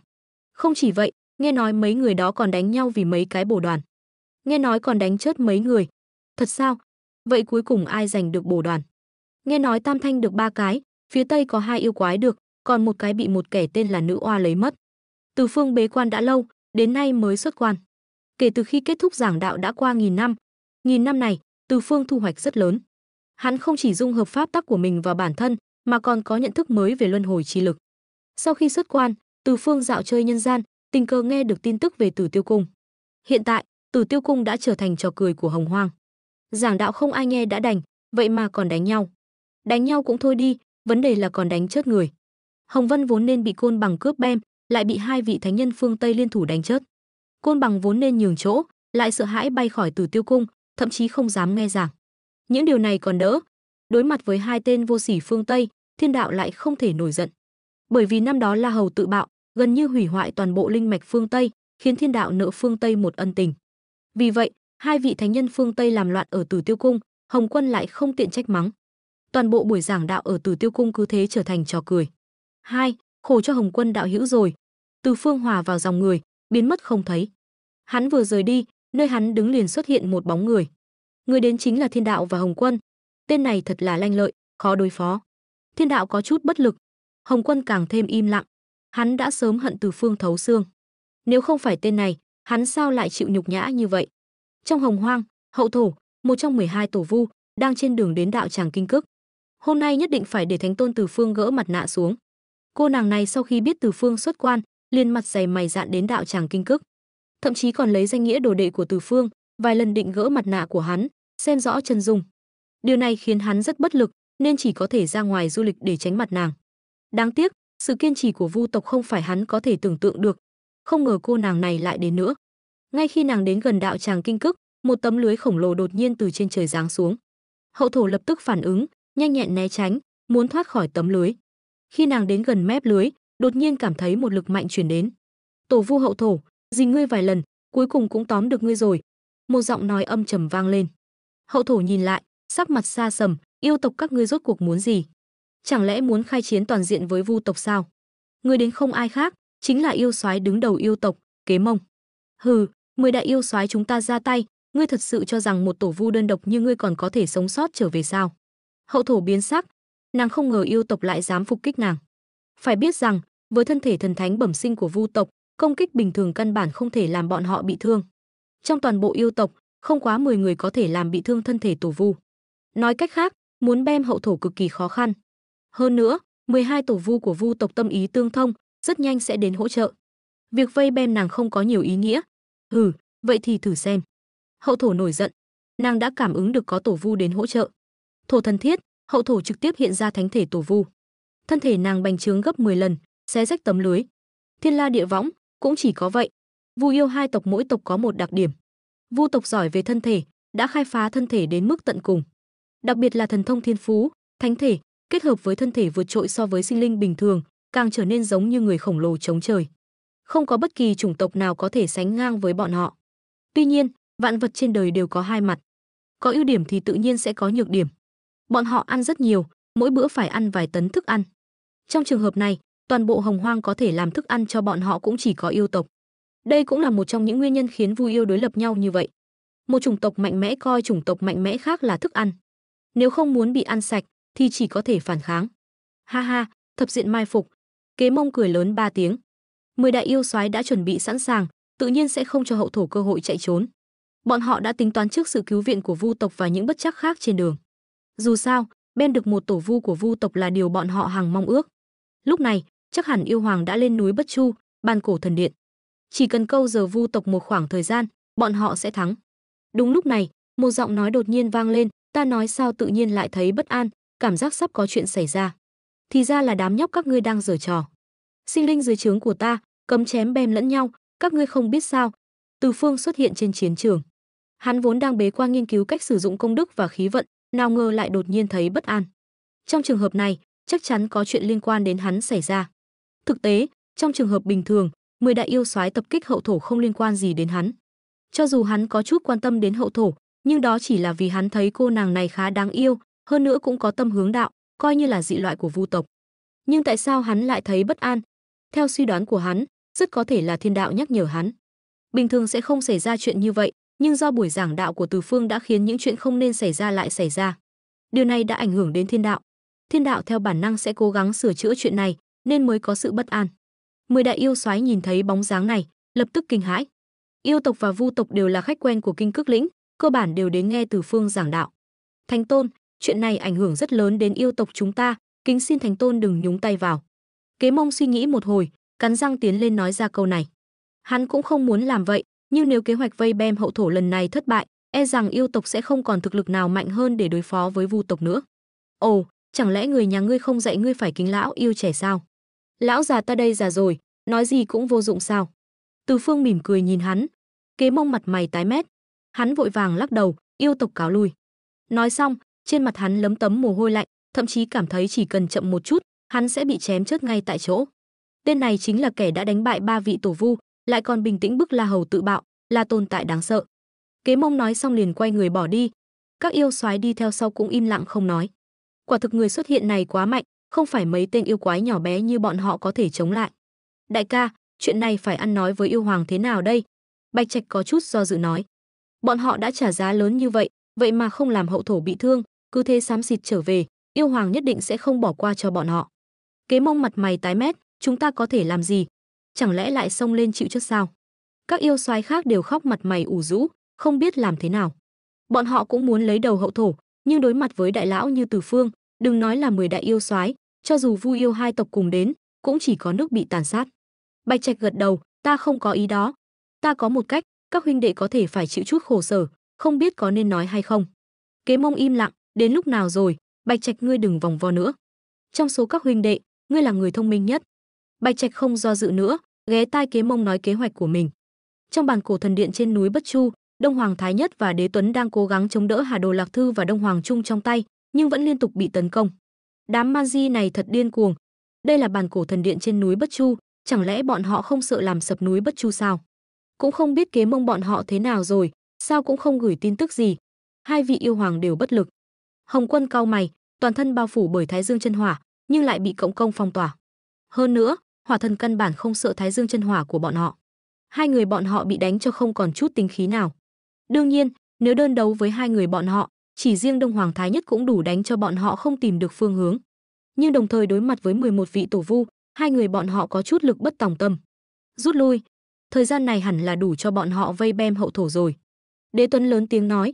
Đông Hoàng Thái Nhất nghe vậy, quay người bỏ đi. Mà Vu tộc đang vây công bọn họ lại vẻ mặt hoang mang. Bọn họ nhận được lời cầu cứu của hậu thổ, nhưng rất nhanh lại an toàn, nên mới không vội đi cứu hậu thổ. Nhưng xem ra, hai tên này hình như không biết. Trúc Dung lắc đầu, kệ bọn họ. Mọi người đi ăn thịt thôi. Gần đây mới bắt được mấy tên yêu tộc, vừa hay mọi người ăn mừng một chút. Một đám Vu tộc cười hì hì đi vào đại điện. Còn về tổ Vu hậu thổ, hoàn toàn không cần lo lắng. Nếu nàng thật sự gặp nguy hiểm, đã sớm truyền tin về rồi. Hơn nữa, bọn họ đều biết tổ Vu hậu thổ được Từ Phương che chở, cũng không cần lo lắng gì. Nếu thật sự gặp nguy hiểm, e rằng bọn họ cũng không kịp phản ứng. Cái gì? Tổ Vu hậu thổ được người ta cứu rồi? Rốt cuộc là ai dám làm địch với yêu tộc chúng ta? Đông Hoàng Thái Nhất nổi giận, Kế Mông cúi đầu không dám nói. Trên người hắn, hai cánh tay đã hoàn toàn vỡ vụn, toàn thân bị thương nặng. Các yêu soái khác cũng không khá hơn là bao, trên người ít nhiều đều có vết thương. Hơn nữa, vết thương trên người bọn họ, nói nặng không nặng, nói nhẹ cũng không nhẹ. Kế Mông, ngươi nói, rốt cuộc là ai to gan lớn mật, dám làm địch với yêu tộc? Đế Tuấn chỉ vào Kế Mông nói. Kế Mông là người đứng đầu 10 đại yêu soái, hành động lần này cũng do hắn chủ trì, tự nhiên phải hỏi rõ tình hình từ hắn. Kế Mông chỉ tay về phía tây, không dám nói nhiều. Nhìn thấy bộ dạng của hắn, hai vị yêu hoàng trong lòng chấn động. Hai người bọn họ bức bách như vậy, hắn cũng không dám mở miệng. Có thể tưởng tượng, thực lực của người này mạnh đến mức nào. Mà ở phía tây yêu tộc thiên đình của bọn họ, có một tồn tại cổ xưa của Hồng Hoang. Là vị đó sao? Đế Tuấn thăm dò hỏi. Kế Mông vội vàng gật đầu. Đế Tuấn thở phào nhẹ nhõm, chút bỏ cơn giận trong lòng, bảo các ngươi đi phục kích hậu thổ, sao lại chọc giận vị tồn tại đó? Kế Mông vội vàng khóc lóc kể lể, chúng ta cũng không biết. Đang đánh nhau thì ngài ấy đột nhiên xuất hiện, một quyền đánh tất cả chúng ta bị thương nặng. Chúng ta căn bản không có sức phản kháng. Ngài ấy còn nói trên địa bàn của ngài ấy không cho phép đánh nhau.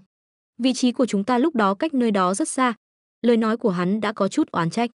Dù sao, thân là đại thần, vậy mà lại quản chuyện bao đồng của bọn họ. Vớ vẩn, chắc chắn là các ngươi vô ý xâm phạm địa bàn của vị đó. Sao có thể là lỗi của ngài ấy được? Đế Tuấn hừ lạnh một tiếng, đồng thời nhìn xung quanh, cảm thấy không có nguy hiểm mới thở phào nhẹ nhõm. Bộ dạng của Đế Tuấn khiến mọi người không khỏi lắc đầu. Mọi người không phải cười nhạo sự nhát gan của hắn, mà ngược lại cảm thấy hắn cẩn thận vô cùng. Yêu Hoàng đại nhân nói đúng, đều là do chúng ta vô ý xâm phạm địa bàn của vị đó. Sau này chúng ta nhất định sẽ cẩn thận, tuyệt đối không dám chọc giận vị đó nữa. Kế Mông vội vàng nói. Từ hôm nay trở đi, vạn dặm xung quanh Kinh Cức Lĩnh đều là cấm địa của yêu tộc, không được tùy tiện đến gần. Đế Tuấn nói rất nghiêm túc, quả thực tên này đã dọa bọn họ sợ hãi. Đó là tồn tại đã đánh bại 3 vị tổ vu, lại còn đạp lên La Hầu. Những kẻ có thể làm đối thủ của hắn, ai mà không phải là nhân vật khai tông lập phái. Với lịch sử của yêu tộc, thật sự không dám làm địch với hắn. Kế Mông lén lút giơ ngón tay cái với Bạch Trạch. Quả không hổ danh là người trí tuệ của yêu tộc, chỉ cần dùng chút thủ đoạn đã giúp bọn họ toàn thân trở ra. Yêu Hoàng đại nhân, có chuyện ta không thể không nói. Kế Mông cẩn thận nói.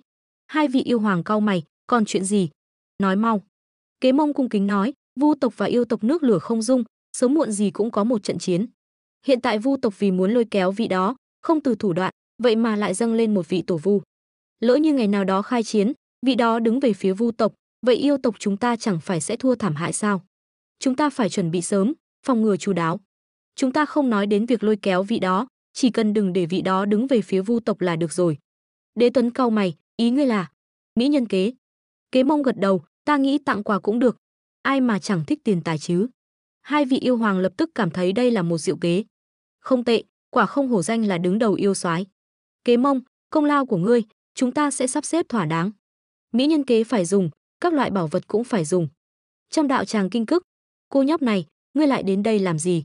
Từ Phương nhìn hậu thổ, cau mày nói, ta chỉ đến để hỏi về một số phương pháp tu luyện. Không ngờ lại tình cờ gặp chuyện này.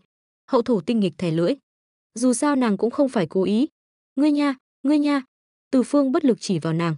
Đối mặt với cô nàng tinh quái này, nói không thích là nói dối. Được rồi, ta biết lỗi rồi. Tối đa sau này ta không ra ngoài gây rối nữa. Hậu thổ vội vàng nói. Nàng không muốn bị nhốt trong Vu tộc, không được ra ngoài. Ngay khi nàng còn muốn nói gì đó, đột nhiên phát hiện một đám yêu tộc tìm đến đây. Chúng ta bái kiến thánh tôn. Những yêu tộc này, mỗi người đều xinh đẹp tuyệt trần, đều là hình người, dáng người yêu kiều, dung mạo tuấn tú. Quan trọng nhất là, những kẻ này có vẻ như thiên phú cũng không tệ, đều đã tu luyện đến thiên tiên cảnh. Các ngươi là ai? Tại sao lại xông vào đạo tràng kinh cức của ta? Từ Phương cau mày, những kẻ này từ đâu đến, khiến hắn ngơ ngác. Lúc này, Kế Mông đột nhiên xuất hiện, bái kiến Thánh Tôn. Không biết Thánh Tôn có hài lòng với những yêu tộc này không?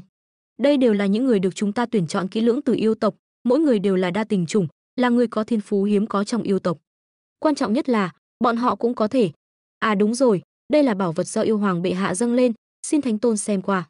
Nhìn bộ dạng của Kế Mông, nếu Từ Phương không biết hắn muốn gì thì đúng là kẻ ngốc.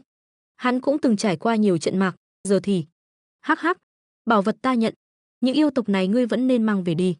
Chuyện của các ngươi và Vu tộc, bổn tọa sẽ không quản. À đúng rồi, nói với yêu hoàng của các ngươi, đừng làm nhiều chuyện vô ích, đối với yêu tộc và Hồng Hoang đều không phải chuyện tốt. Những yêu tộc bị đem đến làm quà nghe thấy Thánh Tôn không cần bọn họ, đều kinh hãi, quỳ xuống đất, xin Thánh Tôn thu nhận. Địa vị của bọn họ trong yêu tộc vốn đã không cao. Nếu cứ thế xám xịt bị đưa trở về, kết cục của bọn họ sẽ rất thê thảm. Ngoài việc bị vứt bỏ như rác rưởi vô dụng, thì cũng chỉ có thể trở thành thuộc hạ của một số nhân vật lớn, sống cuộc đời thê thảm. Những điều này đều là do Kế Mông nói cho bọn họ biết. Bọn họ muốn sống tốt thì phải ở lại. Đây là con đường duy nhất của bọn họ, là nhiệm vụ duy nhất yêu hoàng giao cho bọn họ. Đối mặt với yêu hoàng cường thế như vậy, bọn họ có thể làm gì? Thiên phú tốt như vậy của bọn họ cũng chỉ bị yêu hoàng coi là quà tặng. Đôi khi bọn họ thậm chí còn nghĩ, có lẽ thiên phú bình thường còn có thể sống vui vẻ cả đời. Đây chính là tình cảnh của yêu tộc nhỏ bé không trên không dưới. Nhìn bộ dạng run rẩy của bọn họ, Từ Phương hiểu rõ mọi chuyện. Nhiều lúc chính là như vậy, ngay cả hắn cũng sẽ bị ép vào tình huống này. Nếu không đồng ý, e rằng những tiểu yêu này trở về sẽ bị trừng phạt. Thôi, các ngươi ở lại đi. Nhưng ta phải nói trước, ở lại đây thì phải an phận thủ thường, đừng gây chuyện thị phi cho ta. Đây là thiện niệm lớn nhất của Từ Phương. Hắn ghét bị ép buộc, dù là thiện ý hay ác ý, đều không phải điều hắn thích. Đa tạ Thánh Tôn. Chúng yêu tộc mừng rỡ rơi nước mắt. Cũng chính từ chuyện này, Từ Phương mới hiểu ra một đạo lý, thì ra yêu tộc thật sự rất tàn khốc. Đa tạ Thánh Tôn. Tiểu yêu xin cáo lui. Kế Mông thở phào nhẹ nhõm. Quà và người đều đã đưa đi, còn người ta có nhận hay không thì không liên quan đến hắn nữa. Dù sao nhiệm vụ lần này của hắn coi như hoàn thành. Giúp ta chuyển lời. Tuy ta không nhúng tay vào tranh đấu giữa Vu yêu, nhưng hậu thổ có duyên với ta. Tin rằng yêu hoàng đại nhân sẽ biết phải làm gì. Từ Phương nói xong, phất tay áo, đưa Kế Mông ra khỏi kinh cức lĩnh. Tuy Kế Mông bị ngã sấp mặt, nhưng trong lòng lại không hề oán hận. Quả không hổ danh là Thánh Tôn đại nhân, vậy mà lại dễ dàng ném hắn ra ngoài như vậy. Không lâu sau, hậu thổ đến cáo từ, Thánh Tôn đại nhân, ta ra ngoài đã lâu, phải về rồi. Nàng có chút lưu luyến không rời. Không hiểu sao, mỗi lần đối mặt với Thánh Tôn, luôn cảm thấy như đang đối mặt với một người vô cùng quen thuộc. Cảm giác thân thiết từ sâu thẳm tâm hồn khiến nàng vừa rung động vừa không dám manh động. Đi. Từ Phương tiếp tục tu luyện, không nhìn nàng. Hậu thổ có chút thất vọng. Thái độ của Từ Phương quá lạnh nhạt, khiến nàng có chút nản lòng. Khi trở về bàn cổ thần điện, nàng phát hiện 11 vị tổ vu đều có mặt. 12 muội đã về. Vừa hay gần đây yêu tộc quá kiêu ngạo, vậy mà dám đánh đến bàn cổ thần điện. Thật là không coi Vu tộc chúng ta ra gì. Ta quyết định phát động toàn bộ Vu tộc, trả thù yêu tộc. Trúc Dung tức giận nói, thật là không thể nhịn được nữa. Bàn cổ thần điện của bọn họ lần đầu tiên bị tấn công mạnh mẽ như vậy. Yêu tộc vậy mà dám đến bàn cổ thần điện gây rối. Hậu thổ kinh ngạc, yêu tộc vậy mà dám đến bàn cổ thần điện gây rối. Phải biết rằng bàn cổ thần điện của bọn họ đã tồn tại từ rất lâu, căn bản không ai dám đến mạo phạm. Yêu tộc thật sự là quá tự cao tự đại, vậy mà dám đến bàn cổ thần điện gây rối. Vậy thì khai chiến đi. Cộng công gật đầu. Ngày hôm đó, 12 tổ vu cưỡi ra khỏi bàn cổ thần điện, triệu tập vu tộc thiên hạ, bắt đầu điên cuồng tàn sát yêu tộc. Trận chiến vu yêu lần thứ nhất chính thức bắt đầu. Trận chiến này do Trúc Dung dẫn đầu, một thân hình lửa bao trùm hồng hoang, vô số hung thú hồng hoang, yêu tộc chạy tán loạn. Cộng công càng dấy lên sóng lớn, vô số sinh linh hồng hoang gặp nạn. Bệ hạ, vu tộc quá đáng. Sao bọn họ có thể trắng trợn tàn sát yêu tộc như vậy? Thật là không coi chúng ta ra gì. Đúng vậy, vu tộc tuy mạnh, tự xưng là hậu duệ chính thống của bàn cổ, nhưng yêu tộc chúng ta cũng không hề thua kém bọn họ. Tại sao phải chịu uất ức này? 10 đại yêu soái đều phẫn nộ. Thời gian này, vu tộc đã tàn sát không ít thuộc hạ của bọn họ. Trong đó, thuộc hạ của Cửu Âm, Kế Mông, Bạch Trạch chớt nhiều nhất. Lần này phản kháng cũng tích cực nhất. Trong đó, Bạch Trạch tuy thành đạo muộn, nhưng thế lực dưới trướng hắn đặc biệt mạnh, cũng có địa vị rất cao trong yêu tộc. Yêu Hoàng Đế Tuấn và Đông Hoàng Thái Nhất đều nghiêm mặt. Hôm nay 12 tổ vu triệu tập rất nhiều đại vu đến tấn công, khí thế hung hăng. Yêu tộc phải dốc toàn lực ứng phó.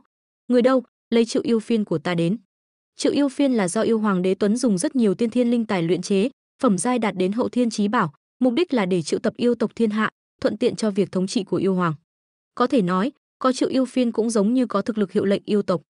Đại huynh, huynh phụ trách triệu tập yêu tộc thiên hạ, ta dẫn yêu soái nghênh chiến tổ vu.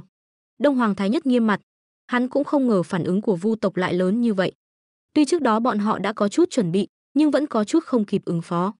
Được, Đế Tuấn cầm Triệu Yêu Phiên, bắt đầu triệu tập yêu tộc thiên hạ. Còn Đông Hoàng Thái Nhất dẫn 10 đại yêu soái đi nghênh chiến đại quân vu tộc. Đông Hoàng Thái Nhất lấy ra bản mệnh pháp bảo Đông Hoàng Trung, đây là một trong những tiên thiên chí bảo. Chuông này vang lên, có thể đảo ngược càn khôn, luyện hóa âm dương, trấn áp thời không, là bảo vật vô thượng khó có được. Yêu Hoàng xuất thế, trực tiếp chặn 12 tổ vu ở bên ngoài Đông Thắng Thần Châu. Lũ ma di vu tộc làm loạn, chẳng lẽ không biết nhân quả tuần hoàn, không sợ trời phạt sao? Đông Hoàng Thái Nhất tay cầm Đông Hoàng Trung, lạnh lùng nhìn 12 tổ vu đứng đầu là Trúc Dung và Cộng Công. Nếu là đơn đấu, Đông Hoàng Thái Nhất có Đông Hoàng Trung gần như là người mạnh nhất dưới thánh nhân. Đương nhiên, phải loại trừ Từ Phương. Hừ, yêu tộc các ngươi vô sỉ, vậy mà dám phục kích 12 muội của ta. Bây giờ lại nói chúng ta làm loạn, nhân quả này đều nên rơi vào yêu tộc các ngươi. Nếu không phải các ngươi, chúng ta cần gì phải đối phó với yêu tộc? Trúc Dung nổi giận. Nói xong, hắn chỉ vào Đông Hoàng Thái Nhất, các huynh đệ, bem hắn, yêu tộc tự nhiên sẽ sụp đổ. 12 tổ vu Trúc Dung, Cộng Công, Câu Mang, Thiên Ngô, Xoa Bì Thi, Cửu Âm, Cường Lương đồng thời nghênh chiến Đông Hoàng Thái Nhất. Tuy Đông Hoàng Thái Nhất trấn áp thời không, nhưng đáng tiếc đối mặt với thánh thể tổ vu lại không có tác dụng gì. Dù sao có tinh huyết của bản cổ, cơ bản có thể miễn dịch với công kích của thời không pháp tắc. Những người khác thì đối phó với 10 đại yêu soái.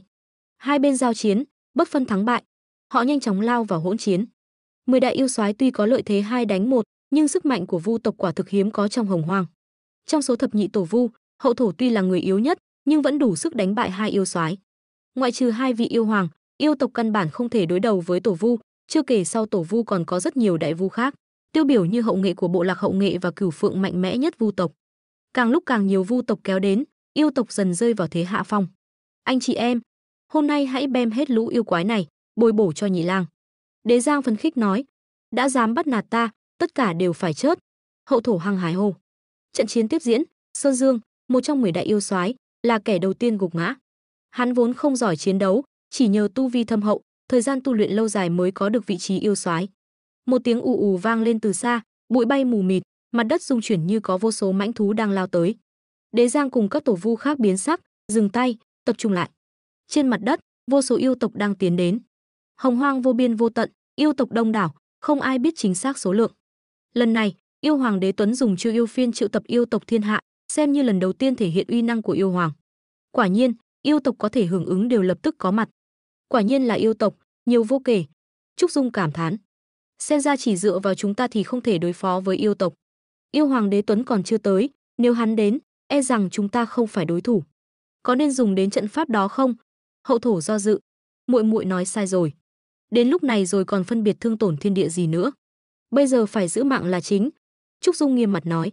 Nơi dựa dẫm của họ chính là thập nhị đô thiên thần sát đại trận do 12 tổ vu liên thủ bố trí. Được. Đế Giang nói xong, bắt đầu chuẩn bị. Bố trận. Trúc Dung quát lớn. 12 tổ vu nhanh chóng bố trí trận pháp. Thập nhị đô thiên thần sát đại trận triệu tập sát khí trong Hồng Hoang, ngưng tụ lại tạo thành sức mạnh khủng khiếp. Kể từ khi bản cổ khai thiên, chém bem 3000 thần ma để hoàn thiện thiên đạo, sát khí tích tụ gần như có thể hủy diệt toàn bộ Hồng Hoang. Khi thập nhị đô thiên thần sát đại trận được kích hoạt, sát khí này sẽ tạo thành sát kiếp, hủy diệt cả thế giới.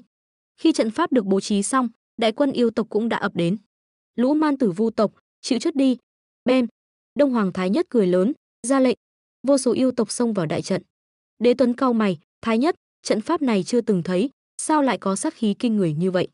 Đông Hoàng Thái Nhất lắc đầu, không cần biết trận pháp gì, ta có hàng tỷ đại quân yêu tộc, trận pháp nào cũng bị phá.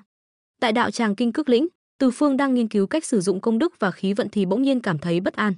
Anh cảm nhận được một nhân quả lớn đang hướng về phía mình, nếu chuyện này xảy ra, sẽ hủy hoại toàn bộ công đức của anh. Anh giật mình tỉnh giấc, bấm đốt ngón tay tính toán. Không ổn. Sao Vu Yêu đại chiến lại diễn ra sớm như vậy? Từ Phương nhíu mày, lẽ ra lúc này không nên xảy ra Vu Yêu đại chiến.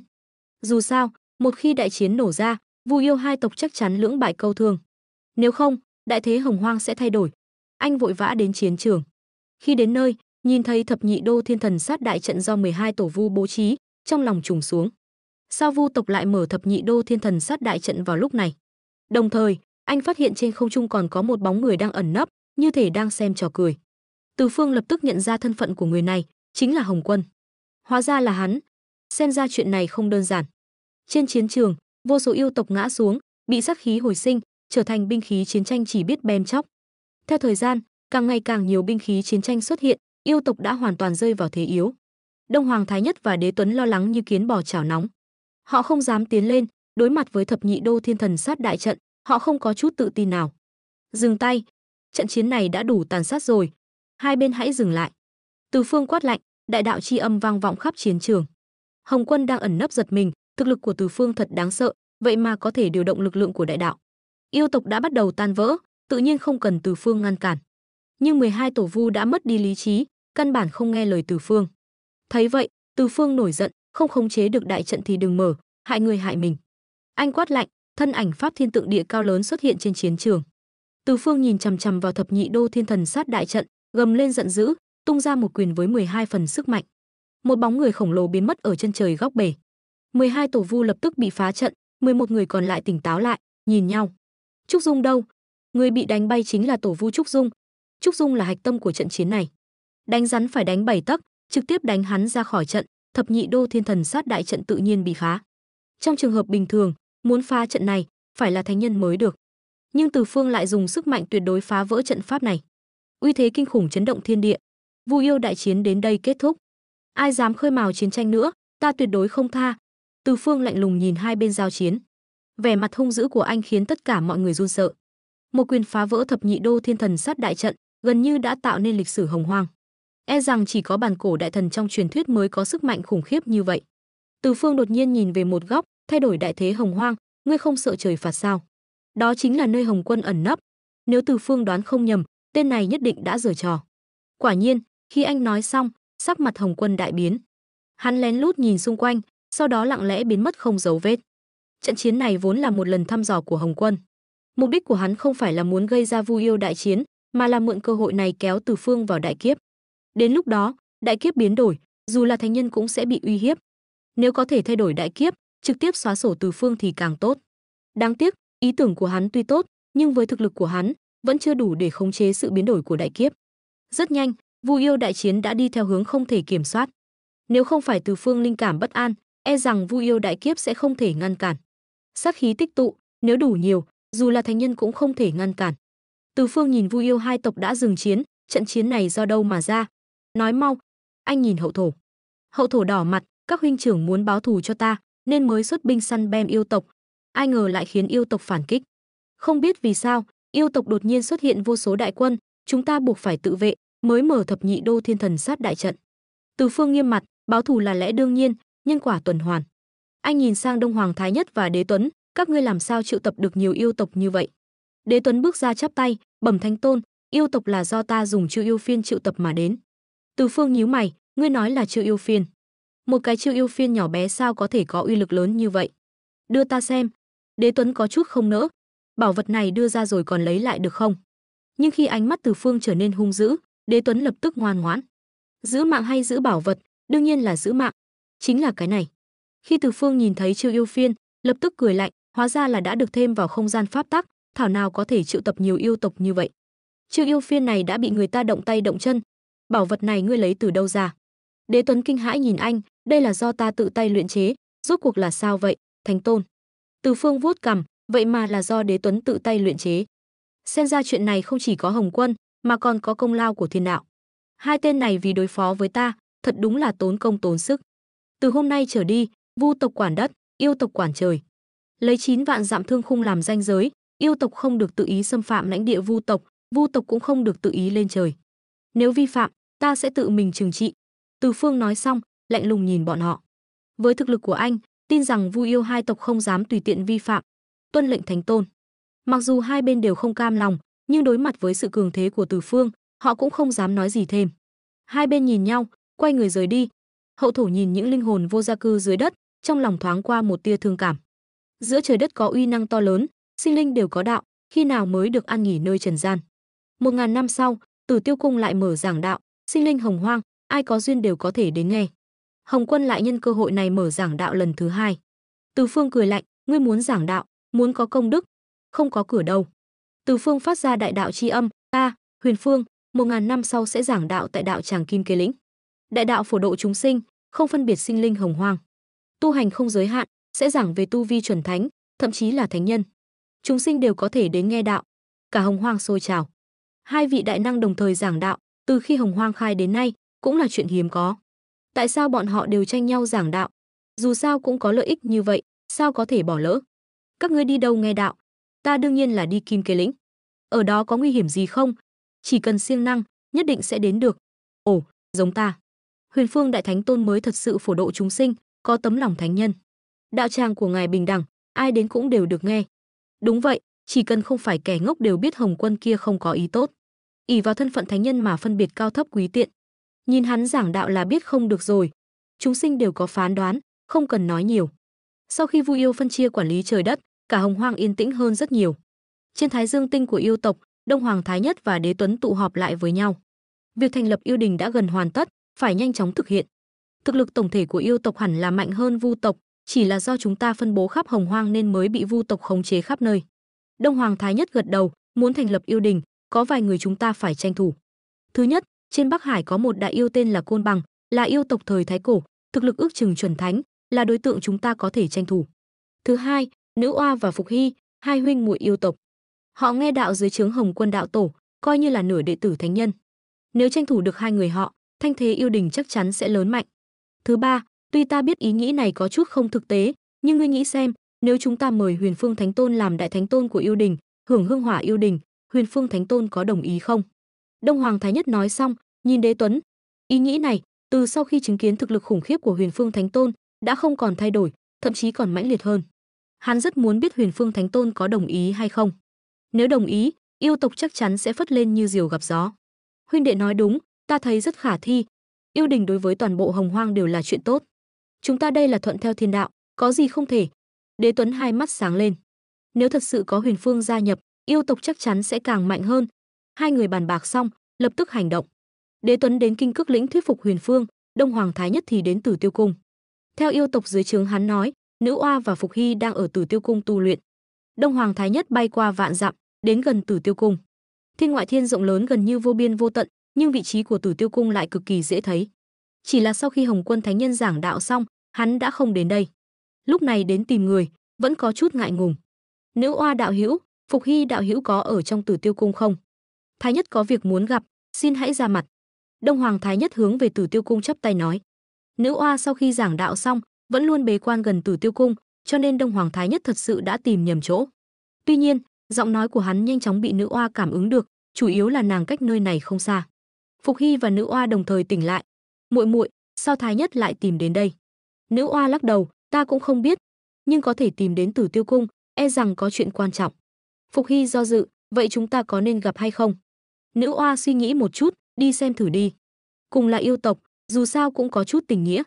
Hai người trực tiếp xuất quan, đi về phía Tử Tiêu Cung. Lúc này, sắc mặt Đông Hoàng Thái Nhất rất khó coi. Dù sao hắn tự mình đến mời, vậy mà không có ai đáp lại.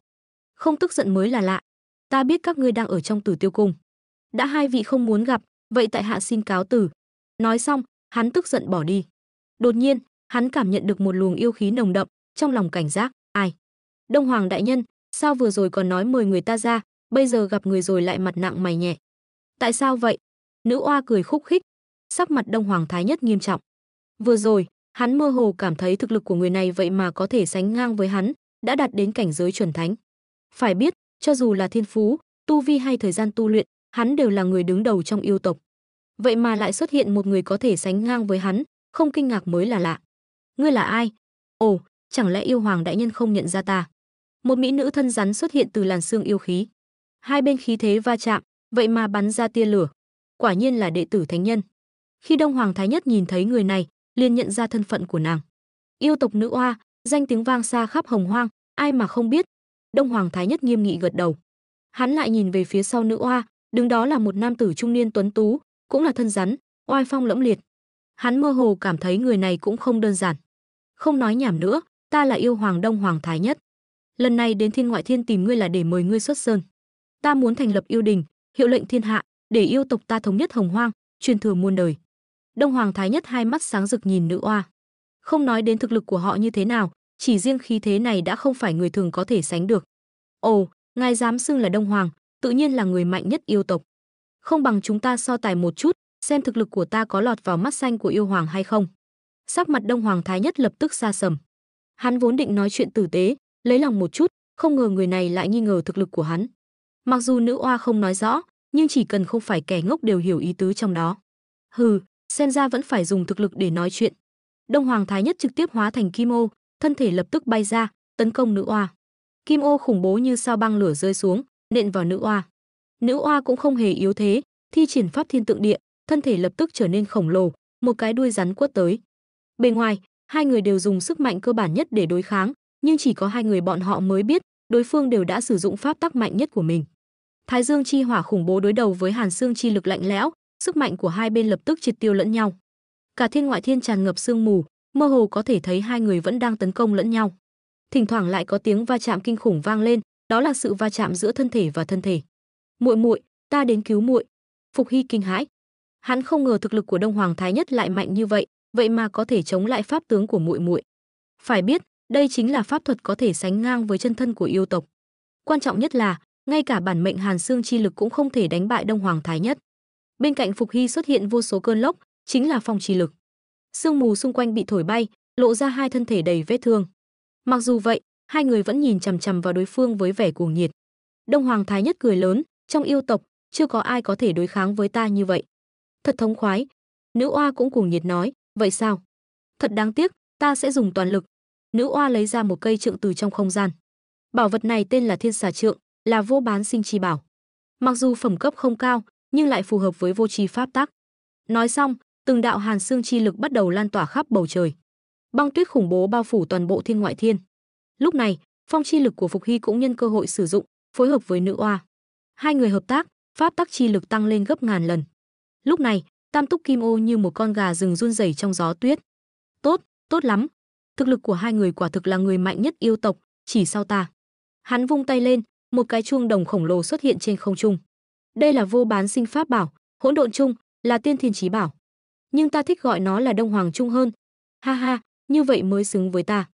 Ngươi có thể bức ta dùng đến Đông Hoàng Trung, cũng đủ tự hào rồi.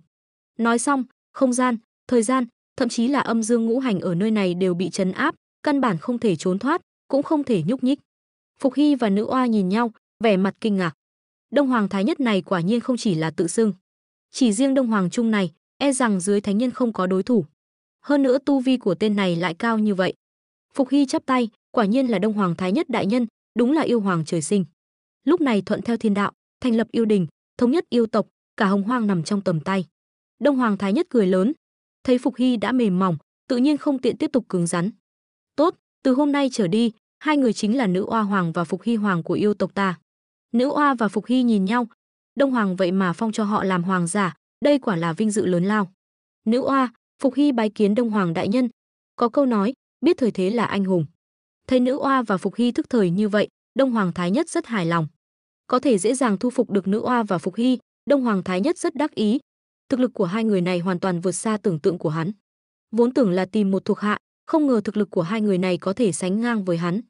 Như vậy, thực lực yêu tộc đã tăng lên rất nhiều. Bây giờ xem ra, ngoài đám yêu nghiệt vu tộc kia, hiếm có ai có thể thoát khỏi uy năng của Đông Hoàng Trung. Nếu không phải bọn họ mang dòng máu bàn cổ, sao có thể tranh đấu với yêu tộc hắn? Theo ta trở về đi, không biết Đế Tuấn có mời được Huyền Phương hay không? Nữ oa nghe hắn nói vậy, trên mặt kinh ngạc, ngài vậy mà muốn thu nạp cả Huyền Phương Thánh Tôn sao?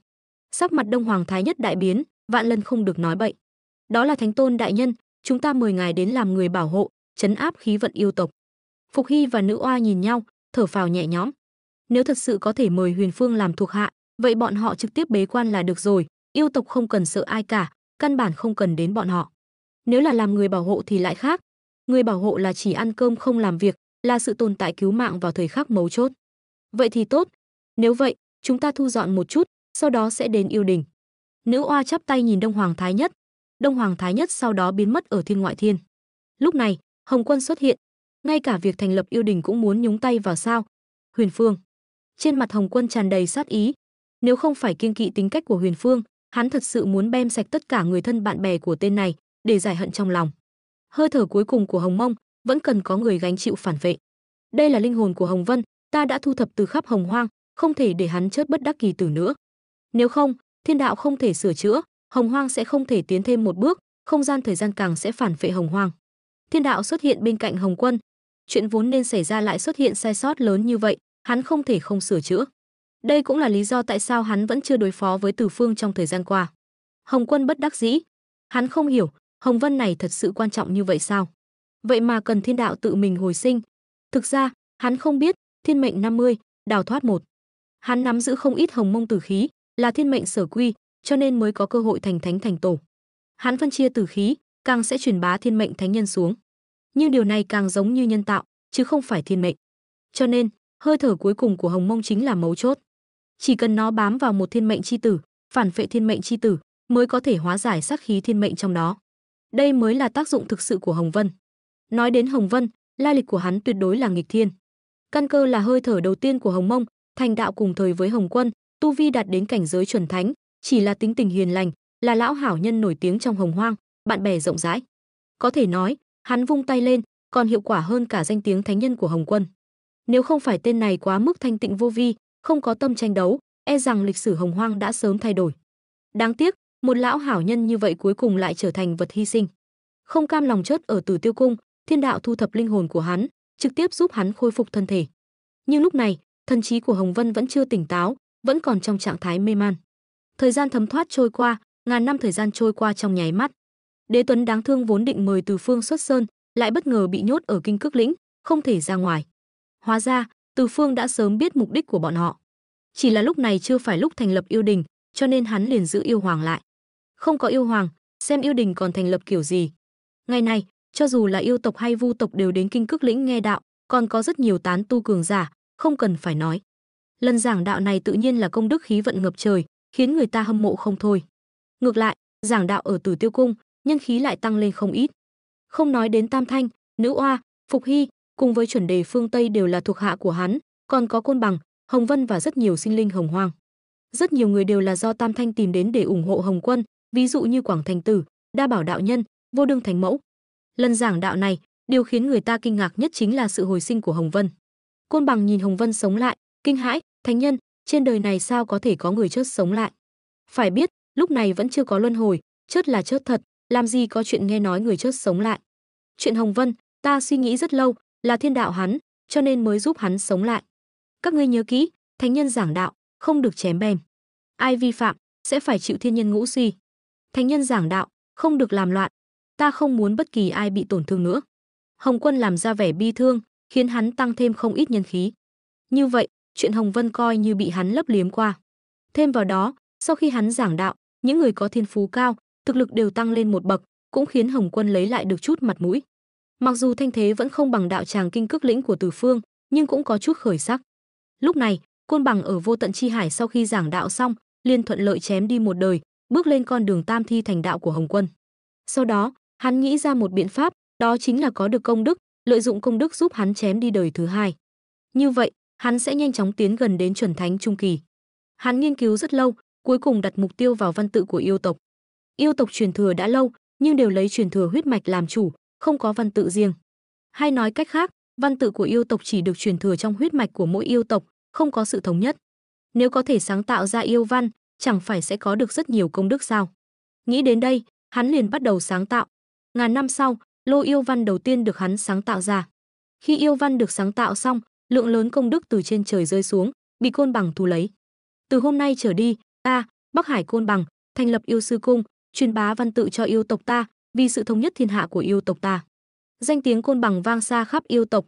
Sau khi giảng đạo xong, Nữ Oa và Phục Hy vốn định bế quan lại bị Hồng Quân gọi lại. Hai người gia nhập yêu tộc vốn là thiên mệnh sở quy. Làm quà chúc mừng, ta tặng yêu tộc một tòa thiên đình, thế nào? Nữ Oa và Phục Hy nhìn nhau, gật đầu, đa tạ lão sư ban thưởng. Chuyện tốt như vậy sao có thể không nhận? Mục đích của Hồng Quân chỉ có một, đó là lôi kéo yêu tộc. Dù sao cũng là một đại tộc. Ngày này, trên trời giáng xuống một tòa thiên cung nguy nga tráng lệ, lơ lửng trên tam thập tam trọng thiên. Để chúc mừng yêu đình thành lập, ta ban tặng một tòa thiên cung, làm nơi lập nghiệp của yêu đình. Đông Hoàng Thái Nhất nhận được tin tức, cười lớn, hướng về thiên cung cảm tạ thánh nhân ban thưởng. Đồng thời, hắn cũng có chút lo lắng. Đại ca hắn, Đế Tuấn, vẫn còn bị nhốt ở Kinh Cước Lĩnh.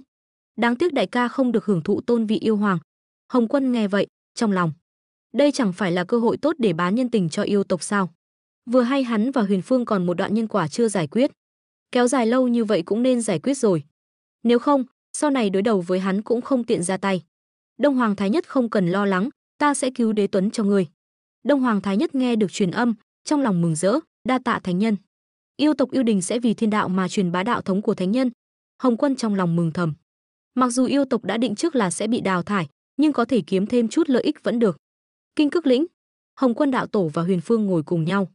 Sao thánh nhân lại có thời gian đến tiểu đạo tràng của ta? Từ Phương có chút nghi ngờ nhìn hắn. Có câu nói, vô sự bất đăng tam bảo điện, huống chi là Hồng Quân này. Đây chính là một kẻ giỏi tính toán. Huyền Phương đạo hữu gần đây thu hoạch không ít a, công đức khí vận gấp mấy lần ta. Hồng Quân cười nói. Từ Phương thầm lắc đầu, đâu chỉ gấp mấy lần, là gấp mấy chục lần đấy. Không nhiều, không nhiều. Sao thánh nhân cũng có lúc ghen tị. Hồng Quân bị nghẹn họng, ho khan 2 tiếng, sao có thể? Chủ yếu là đến để trả một đoạn nhân quả. Nói xong, Hồng Quân lấy ra mảnh vỡ của Tạo Hóa Ngọc Điệp, nguyện phục thua, đặc biệt đến để trả Tạo Hóa Ngọc Điệp.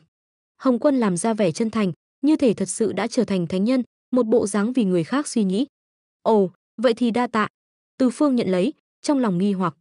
Hồng Quân này bị lừa đá à? Vậy mà lại chủ động đưa bảo vật cho đối thủ. Hồng Quân nhìn xung quanh, động tác rõ ràng. Từ Phương trong lòng, Hồng Quân đạo hữu đang tìm gì vậy? Nghe nói Đế Tuấn tiểu tử đang ở đây làm khách, ta muốn cũ một chút. Từ Phương lập tức hiểu được mục đích của hắn, hóa ra là vì Đế Tuấn mà đến. Chuyện yêu tộc hắn cũng đã nghe nói, tên này vì lôi kéo yêu tộc, vậy mà xuất ra một tòa yêu đình thiên cung, thật sự là không biết xấu hổ. Lần này vậy mà còn chủ động đến cứu người. Xem ra yêu tộc đã ngả về phía thiên đạo. Vậy thì thật không khéo, Đế Tuấn đang bế quan tu luyện, không tiện bị người khác quấy rầy. Sắc mặt Hồng Quân trầm xuống, hắn đã chủ động giảng hòa rồi, tên này vẫn không biết điều sao. Đột nhiên, Từ Phương lại nói, nhưng nghe nói hắn đã đến thời khắc mấu chốt, chỉ cần một kiện tiên thiên linh bảo là có thể xuất quan. Hồng Quân suýt chút nữa tức đến nhảy dựng lên. Tên tiểu nhân vô sỉ này vậy mà chủ động đòi hỏi chỗ tốt. Đây không phải là cướp sao? Loại cướp trắng trợn. Vô sỉ, quá vô sỉ. Nhưng Hồng Quân vẫn nhịn xuống, nhẫn nhất thời gió yên biển lặng. Không biết Huyền Phương thấy bảo vật này có thể giúp hắn đột phá không? Nhìn cây kim thêu mà Hồng Quân lấy ra, Từ Phương có chút nghi hoặc. Đây là Định Hải thần châm, có thể lớn có thể nhỏ, biến hóa vô cùng, là bảo vật khó có được. Từ Phương nhẹ nhàng bóp bóp, vô hạn. Độ cứng này e rằng đối phó với người dưới thánh nhân còn được, trên thánh nhân thì như đồ bỏ đi. 2. Đế Tuấn cũng không phải thánh nhân, đủ rồi. Từ Phương miễn cưỡng nhận lấy bảo vật, ta sẽ đi gọi Đế Tuấn ra.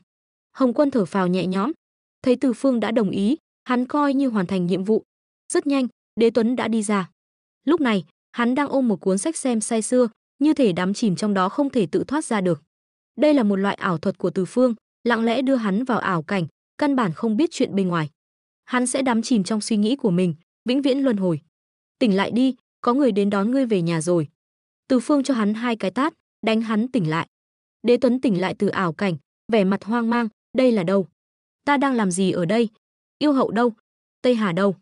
Từ Phương đã thêm chút gia vị vào ảo cảnh của hắn, khiến hắn cảm thấy những thứ đó đều là thật. Hừ, chướng, còn chưa tỉnh táo. Ngươi quên ngươi đến Kinh Cức Lĩnh làm gì rồi sao? Đế Tuấn nhìn xung quanh, đột nhiên tỉnh táo lại. Hắn cảm nhận hồng hoang lúc này, thần hồn hoàn toàn trở về.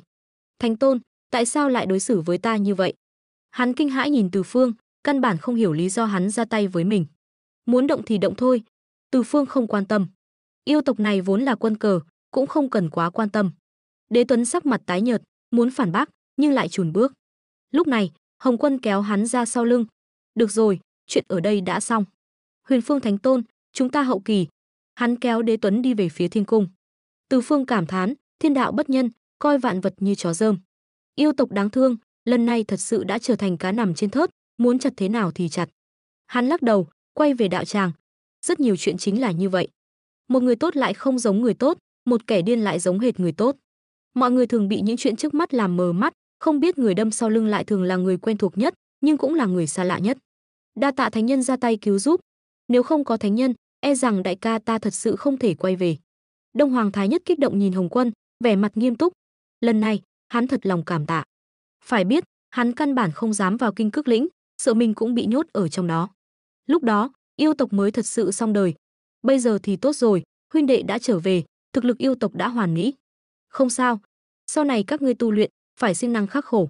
Đến lần giảng đạo tiếp theo, có thể đến Tử Tiêu cung nghe. Hồng Quân mỉm cười, chủ động lôi kéo. Trong lòng hắn cũng có chút bất đắc dĩ. Bị Huyền Phương bắt nạt cũng không còn gì để nói. Công đức không nhiều, khí vận không nhiều, bây giờ thì tốt rồi, ngay cả thuộc hạ cũng gần như không có. Thánh nhân như hắn sắp thành Quang Côn tư lệnh rồi. Nếu không mời người đến, còn mặt mũi thánh nhân nào nữa? Tuân lệnh thánh nhân. Đông Hoàng Thái Nhất và Đế Tuấn nhìn nhau, cung kính đáp. Bọn họ coi như đã hoàn toàn trèo lên chiến xa của thánh nhân. Thật nhàm chán. Hồng Quân biến mất ở thiên cung, như thể chưa từng xuất hiện, không để lại chút dấu vết nào. Đông Hoàng Thái Nhất nhìn Đế Tuấn vừa được thả ra bên cạnh, thiên đạo có khuyết điểm, vạn vật cuối cùng không thể nào hoàn mỹ. Chúng ta đã liên lạc với thánh nhân Hồng Quân, vậy thì bỏ qua Huyền Phương Thánh Tôn đi. Lúc này, tự tin của Đông Hoàng Thái Nhất đã bành trướng đến mức không coi Huyền Phương ra gì.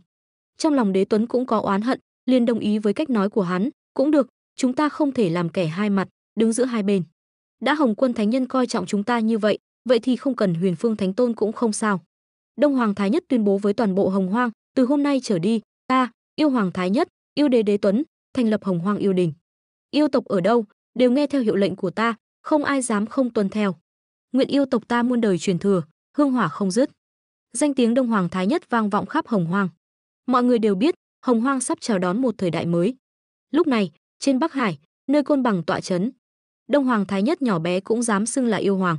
Chỉ bằng ngươi, kẻ huyết mạch không hoàn chỉnh, chẳng lẽ thật sự cho rằng yêu tộc không có ai sao? Lời khiêu khích của Côn Bằng lập tức truyền đến yêu đình. Đông Hoàng Thái Nhất nổi giận lôi đình. Côn Bằng đúng là không biết sống chết. Ta thấy hắn sáng tạo ra yêu văn, có công lớn với yêu tộc nên không muốn đối phó với hắn. Ta cứ tưởng hắn sẽ biết điều, sớm ngày quy phục yêu đình, nào ngờ hắn lại dám phản ta trước tiên. Đông Hoàng Thái Nhất cảm thấy bị khiêu khích, lập tức xông ra khỏi yêu đình, thẳng tiến Bắc Hải. Hai bên vốn đã bất hòa, gặp nhau tự nhiên không nói được câu nào tử tế. Ngươi chính là Đông Hoàng Thái Nhất, ngươi chính là yêu sư Côn Bằng, kẻ sáng tạo ra yêu văn. Vừa dứt lời, hai người lập tức lao vào đánh nhau. Cả hai đều có thân thể cường hãn, lại là loài chim, tốc độ cực nhanh, công kích mạnh mẽ. Qua lại vài chiêu, hai bên bất phân thắng bại. Đúng lúc này, Đông Hoàng Thái Nhất lấy ra Đông Hoàng Trung trấn áp. Hắn không hề nương tay, vừa ra tay đã là sát chiêu. Âm dương ngũ hành, thời gian không gian, chỉ trong nháy mắt có thể tiêu diệt Côn Bằng. Nhưng ngay lúc đó, Côn Bằng lại thoát khỏi sự áp chế, quỳ xuống đất run rẩy, yêu hoàng đại nhân tha mạng. Hắn không ngờ thực lực của Đông Hoàng Thái Nhất lại mạnh đến vậy. Đông Hoàng Thái Nhất vốn định đánh nát thân thể, tiêu diệt linh hồn Côn Bằng, nhưng chợt nhớ hắn là người sáng tạo ra yêu văn, là người duy nhất trong yêu tộc có lý lẽ, có thể sáng tạo ra yêu văn, bèn thì tiếc. Muốn sống? Đông Hoàng Thái Nhất lạnh lùng nhìn Côn Bằng. Côn Bằng gật đầu lia lịa, hắn nằm mơ cũng không muốn chết. Sáp nhập yêu sư cung vào yêu đình, cống hiến cho yêu đình, ta sẽ tha cho ngươi một mạng, còn đích thân phong ngươi làm yêu sư của yêu tộc. Thế nào?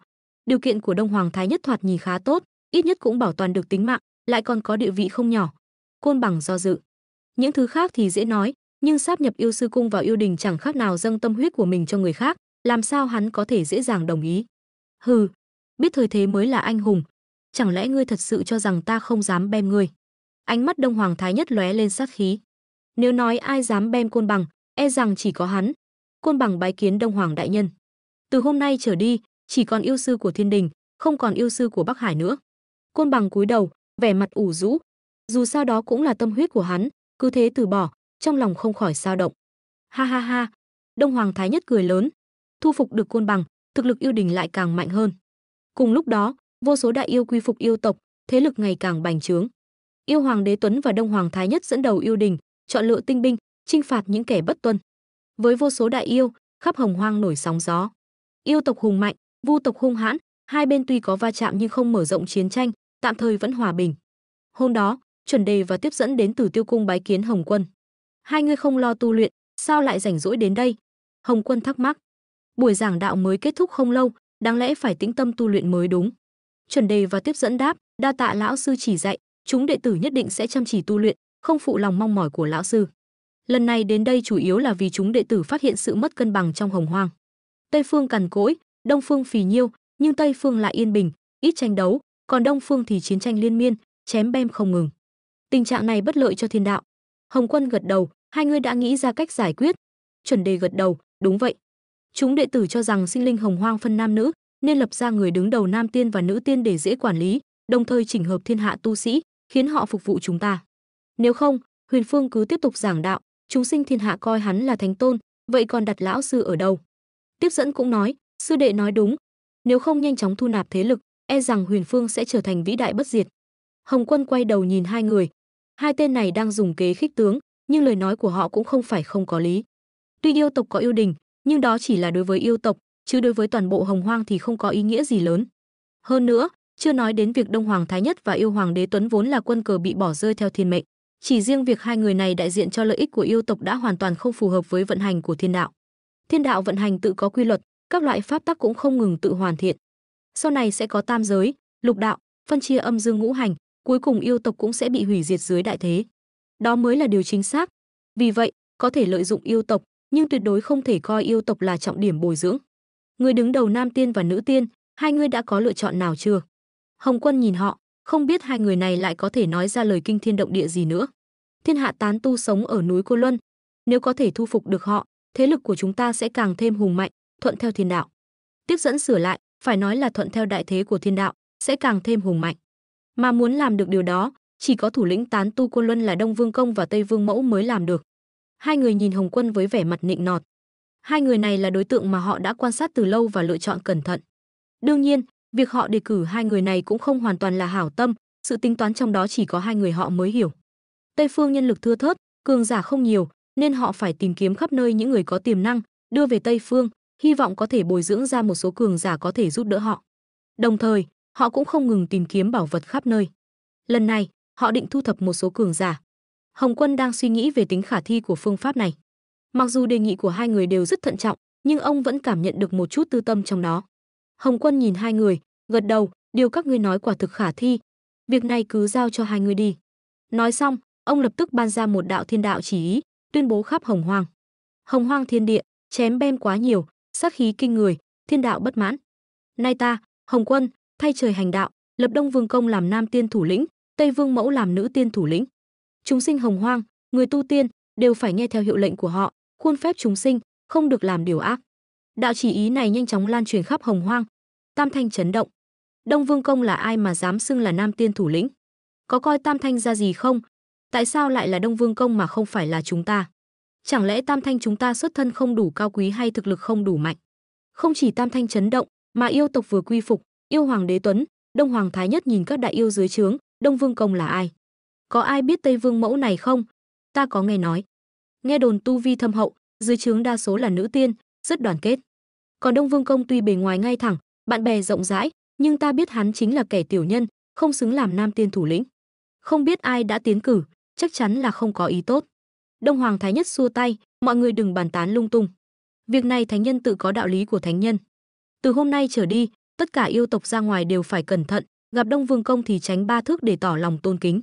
Yêu tộc chúng yêu gật đầu, tuân theo yêu hoàng thánh chỉ.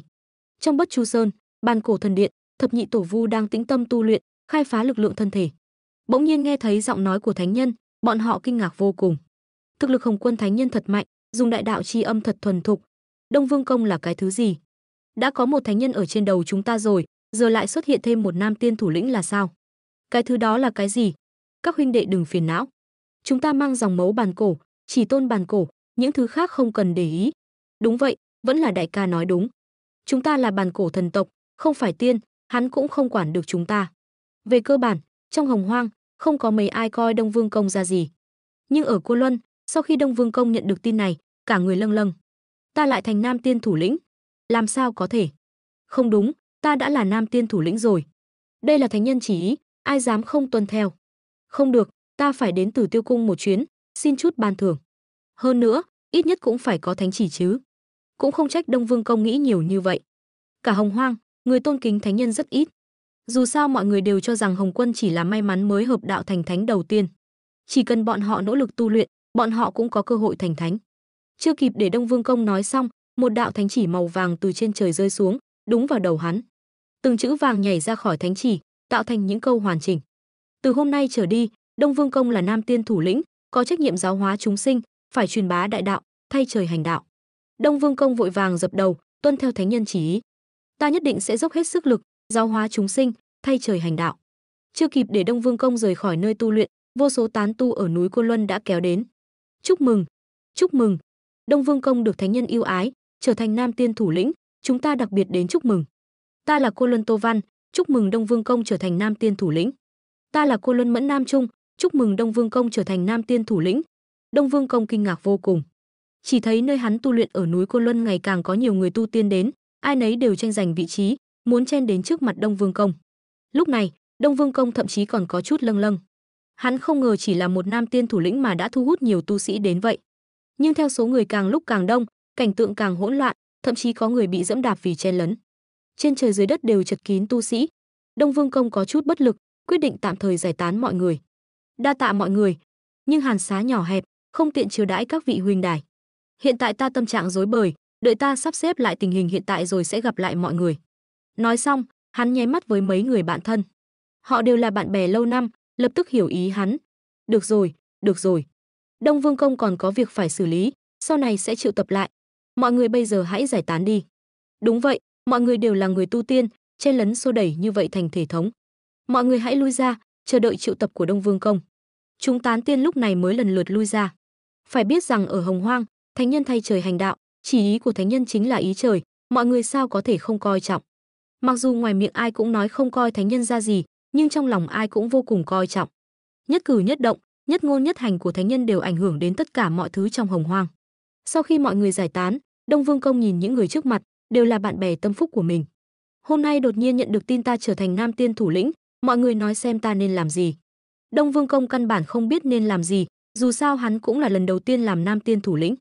Mục Hoa Lê, bạn của Đông Vương Công, đứng ra nói, việc này tuy đột ngột nhưng cũng có dấu hiệu. Từ sau lần đại chiến đầu tiên giữa Vu Yêu, Vu quản đất, Yêu quản trời, mọi người chỉ biết Vu Yêu mà không biết thánh nhân, thiên đạo sao có thể vừa ý. Việc lần này phong Đông huynh làm nam tiên thủ lĩnh, e rằng một trong những ý nghĩa là muốn lấy Đông huynh làm người đứng đầu, kháng Vu Yêu, tái lập một thế lực, hình thành thế chân vạc. Như vậy mới không phụ lòng thiên đạo, thánh nhân giao phó. Đông Vương Công kinh ngạc nhìn Mục Hoa Lê, Mục huynh nói rất đúng. Núi Côn Luân này tán tu đông đảo, là nơi tụ tập của tiên gia. Nói như vậy, ý đồ của thánh nhân là để ta tập hợp tán tu Côn Luân, cùng chống lại Vu Yêu hai tộc. Như vậy, thánh nhân mới có thể khống chế Hồng Hoang. Nghĩ kỹ lại, quả thực là như vậy. Hiện tại tuy nói là thánh nhân, nhưng thiên đạo chỉ ý không thể ra khỏi Tử Tiêu Cung. Nhìn khắp Hồng Hoang, lại không có thế lực nào của thánh nhân.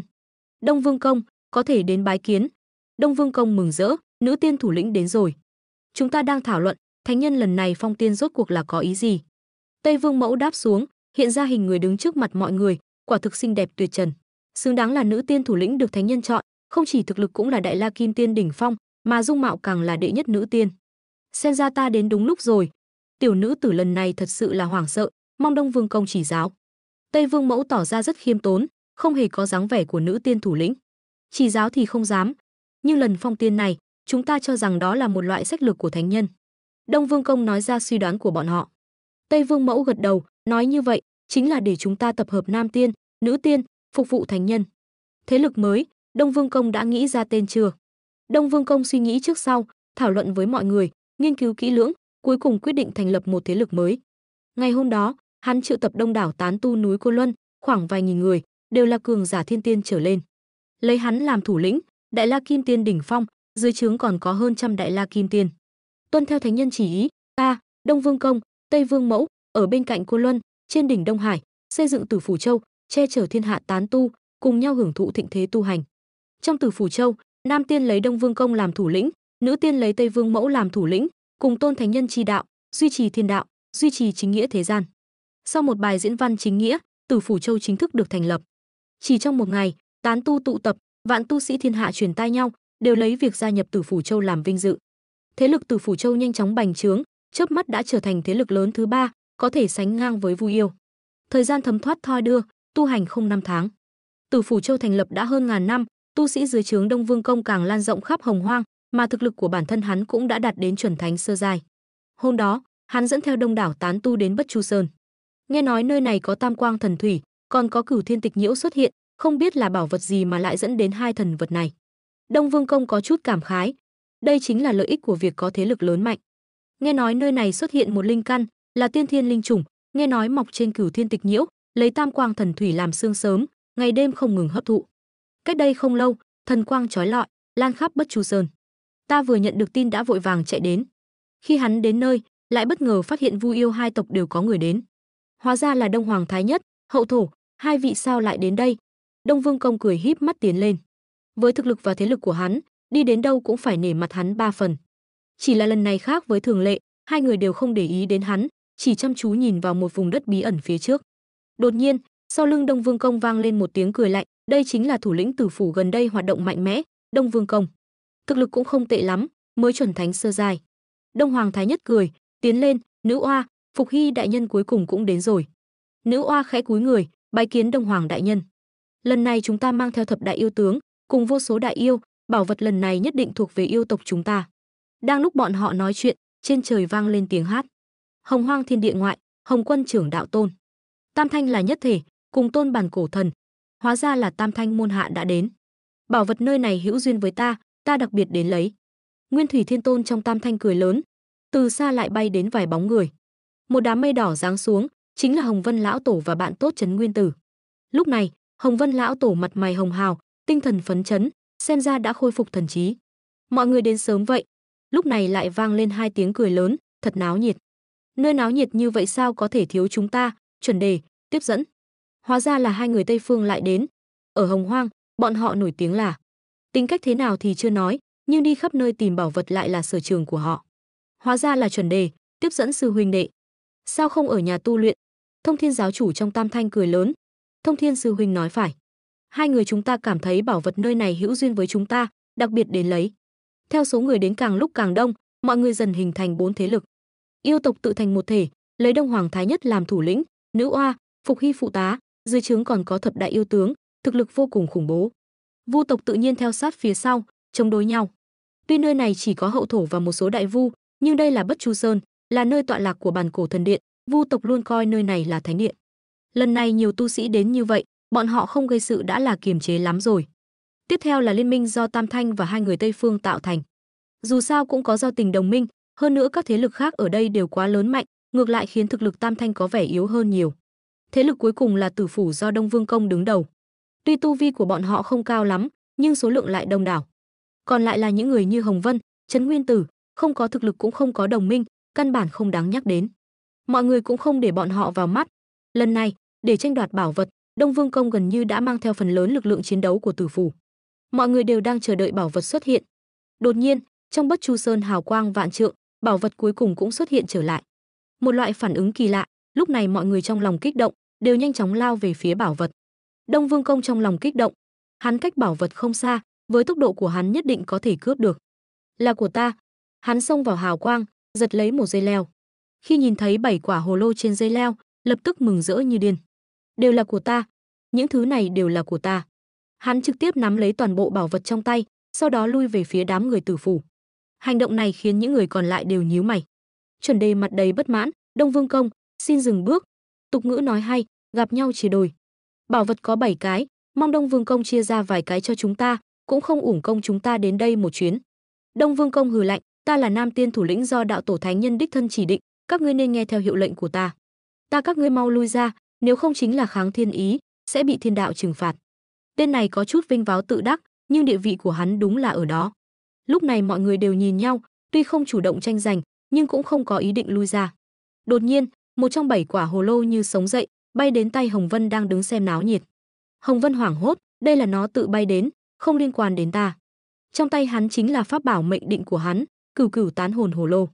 Pháp bảo này, nếu đối thủ trúng chiêu, không quá 7 ngày sẽ hồn phi phách tán. Lúc này, sắc mặt Đông Vương Công đại biến, dám cướp pháp bảo của ta. Thật là không thể nhịn được nữa. Chẳng lẽ ngươi không coi thánh nhân ra gì sao? Hắn ra hiệu cho tên thuộc hạ bên cạnh, trực tiếp bảo hắn lên cướp hồ lô. Một tên cường giả Đại La Kim Tiên bên cạnh hắn lập tức bay lên, định cướp bảo vật của Hồng Vân. Tuy Hồng Vân là người thật thà, nghĩa khí, không thích tranh đấu, nhưng vẫn có tính tình của mình. Bảo vật hữu linh, tự tìm chủ nhân, đây là thiên ý, đừng có quá đáng. Vừa dứt lời, hồ lô tự bay ra. Lần này nó không bay vào tay Đông Vương Công, mà trực tiếp hút tên thuộc hạ kia vào trong. Tiếng kêu thảm thiết vang vọng khắp nơi, rất nhanh đã không còn động tĩnh. Hồng Vân giật mình, nhìn pháp bảo bay trở về, có chút vui mừng, quả nhiên là tiên thiên dị bảo, lại có thể tán hồn phách người khác. Vậy gọi ngươi là Cửu Cửu Tán Hồn Hồ Lô vậy? Mọi người vừa kinh ngạc vừa cười lớn, ha ha. Xem ra bảo vật hữu linh, tự có chủ nhân. Đông Vương Công, không phải của ngươi thì không phải của ngươi, cướp cũng vô dụng. Sao không dâng bảo vật ra, để nó tự chọn chủ nhân? Đúng vậy, Đông Vương Công, ngươi muốn độc chiếm bảo vật, e là không được. Chúng ta nhiều người như vậy, làm sao có thể để ngươi lấy đi? Đừng lấy danh hiệu Nam Tiên thủ lĩnh ra dọa người. Chẳng lẽ ngươi thật sự cho rằng mình là người mạnh nhất dưới thánh nhân sao? Ngươi chỉ giỏi ra oai ở tử phủ, chẳng lẽ thật sự cho rằng chúng ta sẽ sợ ngươi? Ngươi vẫn nên giao hồ lô đằng ra, nếu không, hôm nay mạng nhỏ của ngươi sẽ phải bỏ lại ở đây. Mọi người cùng nhau bức bách, ai nấy đều hùng hổ dọa người. Ngay cả Tam Thanh môn hạ, hai người Tây Phương, thậm chí là Nữ Oa, Phục Hy, căn bản không ai bênh vực hắn, thậm chí còn chủ động đối nghịch với hắn. Đông Vương Công mặt mày tái mét. Tuy tu sĩ xung quanh hắn không ít, nhưng những người này e rằng chỉ có thể làm bia đỡ đạn. Đối mặt với những thế lực lớn mạnh này, bọn họ vẫn còn quá yếu. Các ngươi sao dám như vậy? Chẳng lẽ thật sự cho rằng thánh nhân không quản sao? Ta đại diện cho thánh nhân, ta là Nam Tiên thủ lĩnh do thánh nhân chỉ định. Lúc này, Đông Hoàng Thái Nhất lên tiếng, tuy ngươi là Nam Tiên thủ lĩnh, nhưng ta là yêu hoàng của thiên đình. Bảo vật này xuất hiện trên địa bàn của yêu đình ta, tự nhiên phải do ta xử lý. Hậu thổ hừ lạnh, đây là Bất Chu Sơn, bảo vật tự nhiên phải thuộc về Vu tộc ta, sao có thể do yêu hoàng ngươi làm chủ? Tam Thanh đứng ra, hậu thổ nói sai rồi, bảo vật là do trời đất sinh ra, tự nhiên là người có đức mới được sở hữu. Đã bảo vật hữu linh, có thể tự chọn chủ nhân, vậy cứ để bảo vật tự chọn. Về việc Đông Vương Công có đồng ý hay không, bọn họ khinh thường liếc nhìn Đông Vương Công. Hắn chỉ là một Nam Tiên thủ lĩnh, chẳng lẽ thật sự cho rằng mình là người cao nhất dưới thánh nhân? Sự sỉ nhục của mọi người khiến Đông Vương Công mặt mày tái mét. Nhưng nơi này cường giả đông đảo, hắn lại không tiện ra tay. Hắn nhìn mọi người, suy nghĩ trước sau, đột nhiên nhìn thấy Cửu Thiên Tịch Nhiễu, Tam Quang Thần Thủy và hồ lô đằng trong tay. Hồ lô có thể cho các ngươi, nhưng Cửu Thiên Tịch Nhiễu, Tam Quang Thần Thủy và hồ lô đằng ta phải lấy. Nếu như vậy vẫn không được, các ngươi cứ bem ta đi. Ta muốn xem các ngươi ăn nói với thánh nhân thế nào. Đông Vương Công bày ra vẻ mặt mặc kệ sống chết. Đây đã là giới hạn của hắn. Không những không được lợi ích gì, mà còn bị sỉ nhục như vậy, thật sự cho rằng hắn không có tính tình sao? Lúc này, Từ Phương đang âm thầm quan sát lắc đầu, tên Đông Vương Công này thật sự là không biết thời thế, lại còn không nhận thức rõ thực lực yếu kém của mình. Đáng lẽ nên làm rùa rụt cổ, lại còn vênh váo tự đắc như vậy, đáng đời bị bem. Hắn chọn ba thứ đó, đều là ta chuẩn bị cho Nữ Oa, để sau này tạo người. Tên này một thứ cũng không chừa, toàn bộ lấy đi, ngay cả thiên đạo cũng sẽ không tha cho hắn. Con người nhất định phải có tự biết mình, gặp chuyện đừng cưỡng cầu. Mọi người nhìn nhau, cuối cùng quyết định đồng ý yêu cầu của hắn. Nếu không, thật sự bức chết Đông Vương Công ở đây, cũng thật sự không dễ ăn nói. Vẫn nên giữ thể diện cho thánh nhân. Cũng được, giao hồ lô ra, ngươi có thể đi. Đông Hoàng Thái Nhất hừ lạnh.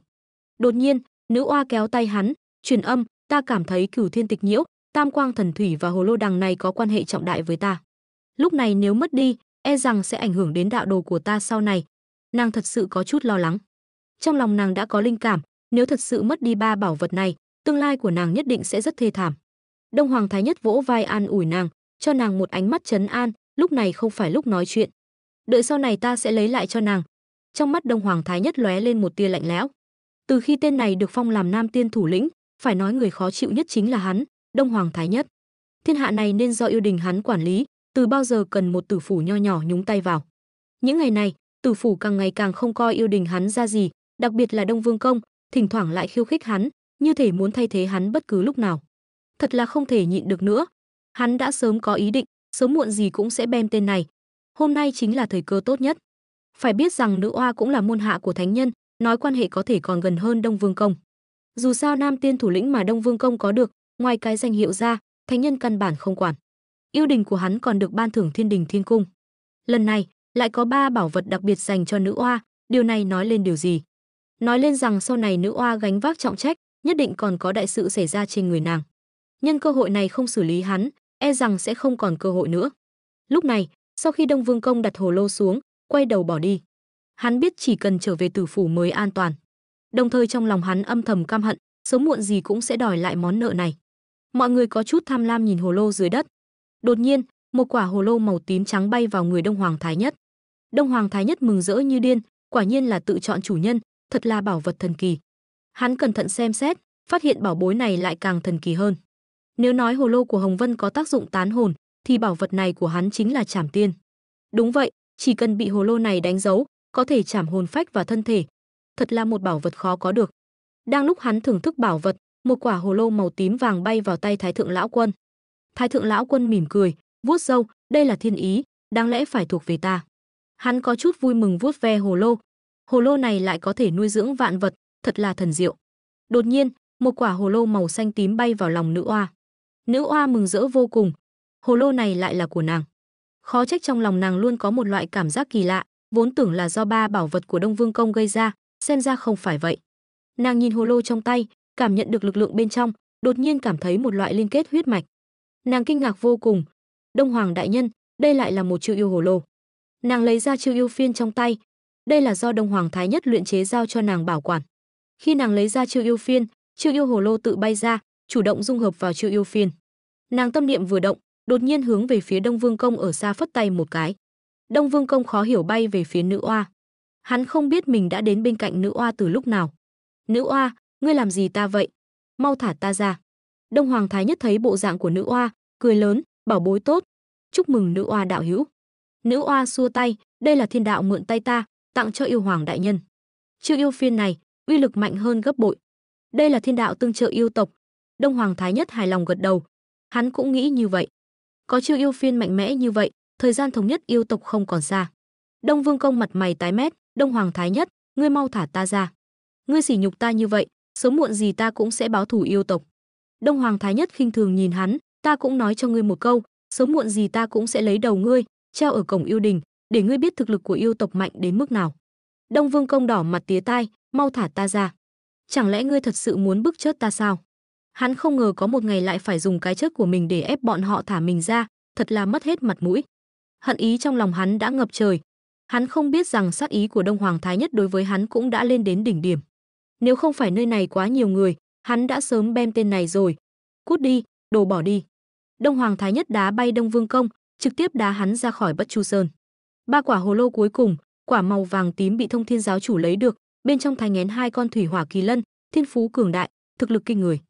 Quả màu đen tím bị Nguyên Thủy Thiên Tôn lấy được, tự xưng là hỗn độn hồ lô.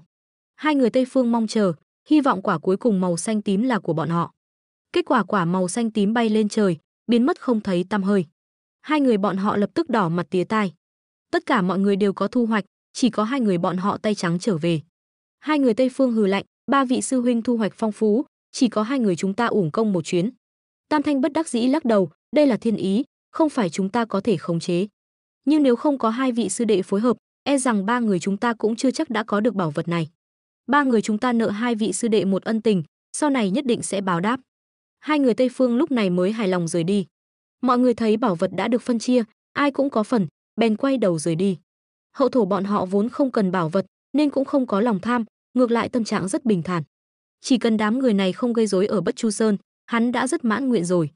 Nhiều đại năng hồng hoang như vậy, nếu không có hắn ở đây trấn giữ, Bất Chu Sơn đã bị bọn họ lật tung lên rồi. Lúc này, Đông Vương Công đang nhanh chóng chạy về Tử phủ. Trong lòng hắn có một linh cảm, như có tiếng nói luôn nhắc nhở hắn chạy mau, nếu không sẽ bị bem. Tuy không biết ai muốn bem hắn, nhưng chạy về Tử phủ vẫn an toàn hơn ở đây.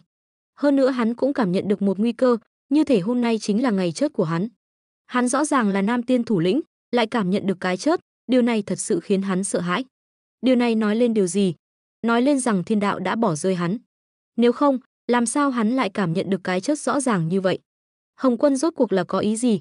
Đẩy hắn lên vị trí này, bây giờ lại bỏ rơi hắn. Đông Vương Công, dừng bước, ta tìm ngươi có chút việc muốn thương lượng. Một giọng nói từ xa truyền đến, càng lúc càng gần, càng lúc càng lớn. Đông Vương Công nghe thấy giọng nói này, sắc mặt đại biến, Đông Hoàng Thái Nhất. Lại là ngươi? Hắn suy nghĩ nát óc cũng không nghĩ ra ai sẽ đến bem hắn. Yêu tộc vốn là quân cờ do thiên đạo sắp đặt, vu tộc không có thủ oán với hắn, những người khác hoặc là có quan hệ với thiên đạo, hoặc là môn hạ của thánh nhân. Lẽ ra không ai lại vì chuyện nhỏ này mà truy sát hắn. Làm sao? Chẳng lẽ? Đông Vương Công, ngươi cho rằng không nên là ta sao? Đông Vương Công gật đầu, ta nghe nói trong yêu tộc có một chỉ ý, gặp ta phải tránh 3 thước. Nghe nói chính là do ngươi nói. Nếu vậy, tại sao ngươi lại truy sát ta? Hắn đã hiểu ra. Nếu thật sự là Đông Hoàng Thái Nhất muốn truy sát hắn, vậy thì xin lỗi, lần này hắn chắc chắn phải chết. Thực ra trong lòng hắn vẫn rất hối hận. Nếu năm đó không có chỉ ý này, không để hắn trở thành Nam Tiên thủ lĩnh, có lẽ hắn vẫn đang tĩnh tâm tu luyện, tìm kiếm cơ hội đột phá, sớm muộn gì cũng sẽ trở thành chuẩn thánh, thậm chí là thánh nhân. Hắn còn từng có giấc mơ, giống như bản cổ, cũng khai thiên tích địa. Ý nghĩ của hắn thì tốt đẹp, nhưng hiện thực lại tàn khốc. Không còn cơ hội khai thiên tích địa nữa, cuộc đời hắn cũng đến đây là kết thúc. Tại sao? Ngươi không tự biết sao? Ta lệnh cho bọn họ tránh ngươi 3 thước, ngươi lại được đằng chân lân đằng đầu. Nếu chỉ như vậy, mạng nhỏ của ngươi có lẽ còn giữ được. Nhưng ngươi lại lấy đi hồ lô đằng, Cửu Thiên Tịch Nhiễu, Tam Quang Thần Thủy cực kỳ quan trọng đối với nữ oa. Ngươi nói xem ngươi có đáng chết không? Đông Vương Công thở dài bất lực, chung quy vẫn là ta quá tham lam sao? Cũng không biết từ khi nào, ta luôn cảm thấy những thứ này là của ta, nên là của ta. Đông Hoàng Thái Nhất lấy ra Đông Hoàng Trung, được chất dưới Đông Hoàng Trung của ta, cũng coi như ngươi tích đức 10 đời. Chất đi. Đông Hoàng Trung. Một tiếng nổ lớn, Đông Vương Công cảm thấy thân thể mình đang dần dần sụp đổ. Hắn như đang nhanh chóng phân hủy, thời không xung quanh đang ép thân thể hắn. Không bao lâu nữa, hắn sẽ như bụi trần theo gió bay đi. Quả nhiên là pháp khí khủng bố, trấn áp âm dương, đảo ngược ngũ hành. Lúc này, Đông Vương Công đột nhiên cảm thấy cái chất cũng không đáng sợ lắm. Đúng lúc này, thân thể Đông Vương Công biến mất, dưới chân hắn xuất hiện một đống tro tàn. Đông Hoàng Thái Nhất nghi hoặc nhìn nơi này. Thần trí hắn vừa rồi có chút hỗn loạn, như thể Đông Vương Công lập tức phân hủy, nhưng lại cảm thấy một đoạn thời gian nào đó của mình bị lặng lẽ lấy đi. Là cảm quan của hắn sai lầm, hay là chuyện gì khác? Đang lúc Đông Hoàng Thái Nhất nghi hoặc, ba bảo vật dưới đất thu hút sự chú ý của hắn. Chính là Tam Quang Thần Thủy, Cửu Thiên Tịch Nhiễu và Hồ Lô Đằng. Hắn nhìn ba bảo vật này, đặc biệt là Hồ Lô Đằng. Hồ Lô Đằng này lại là linh tài đỉnh cấp, chỉ riêng dây leo đã sánh ngang với Tiên Thiên Chí Bảo. Nếu được cải tạo, có lẽ thật sự có thể trở thành Tiên Thiên Chí Bảo. Đông Vương Công có thực sự chất rồi không? Đông Vương Công lúc này cũng có cùng suy nghĩ. Hắn nhìn quanh, đây là địa ngục sao? Ta đã chết rồi ư? Từ Phương khinh miệt liếc hắn, sao đầu óc không tỉnh táo vậy? Hay là bị dọa choáng váng rồi? Sống hay chết ngươi không cảm nhận được sao? Hơn nữa, nếu thật sự chết rồi thì làm sao ngươi còn nói được? Đông Vương Công lập tức đứng dậy, ta thật sự chưa chết. Hắn sờ trái sờ phải, quả nhiên vẫn còn sống. Ngài là Huyền Phương Thánh Tôn. Đông Vương Công nghi hoặc nhìn người đeo mặt nạ trước mặt.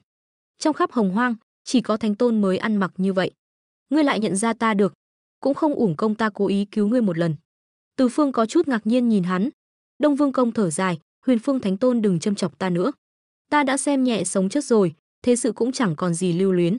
Từ Phương nhìn hắn, bộ dạng trước kia của ngươi thật sự khó coi, nhưng bộ dạng bây giờ ta rất thưởng thức.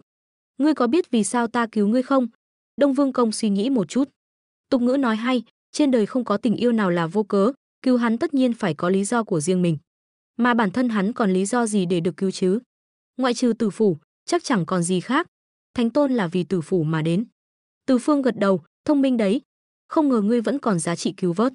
Tử Phủ này xây dựng không dễ dàng, có thể coi là thế lực bí mật của ta ở Hồng Hoang.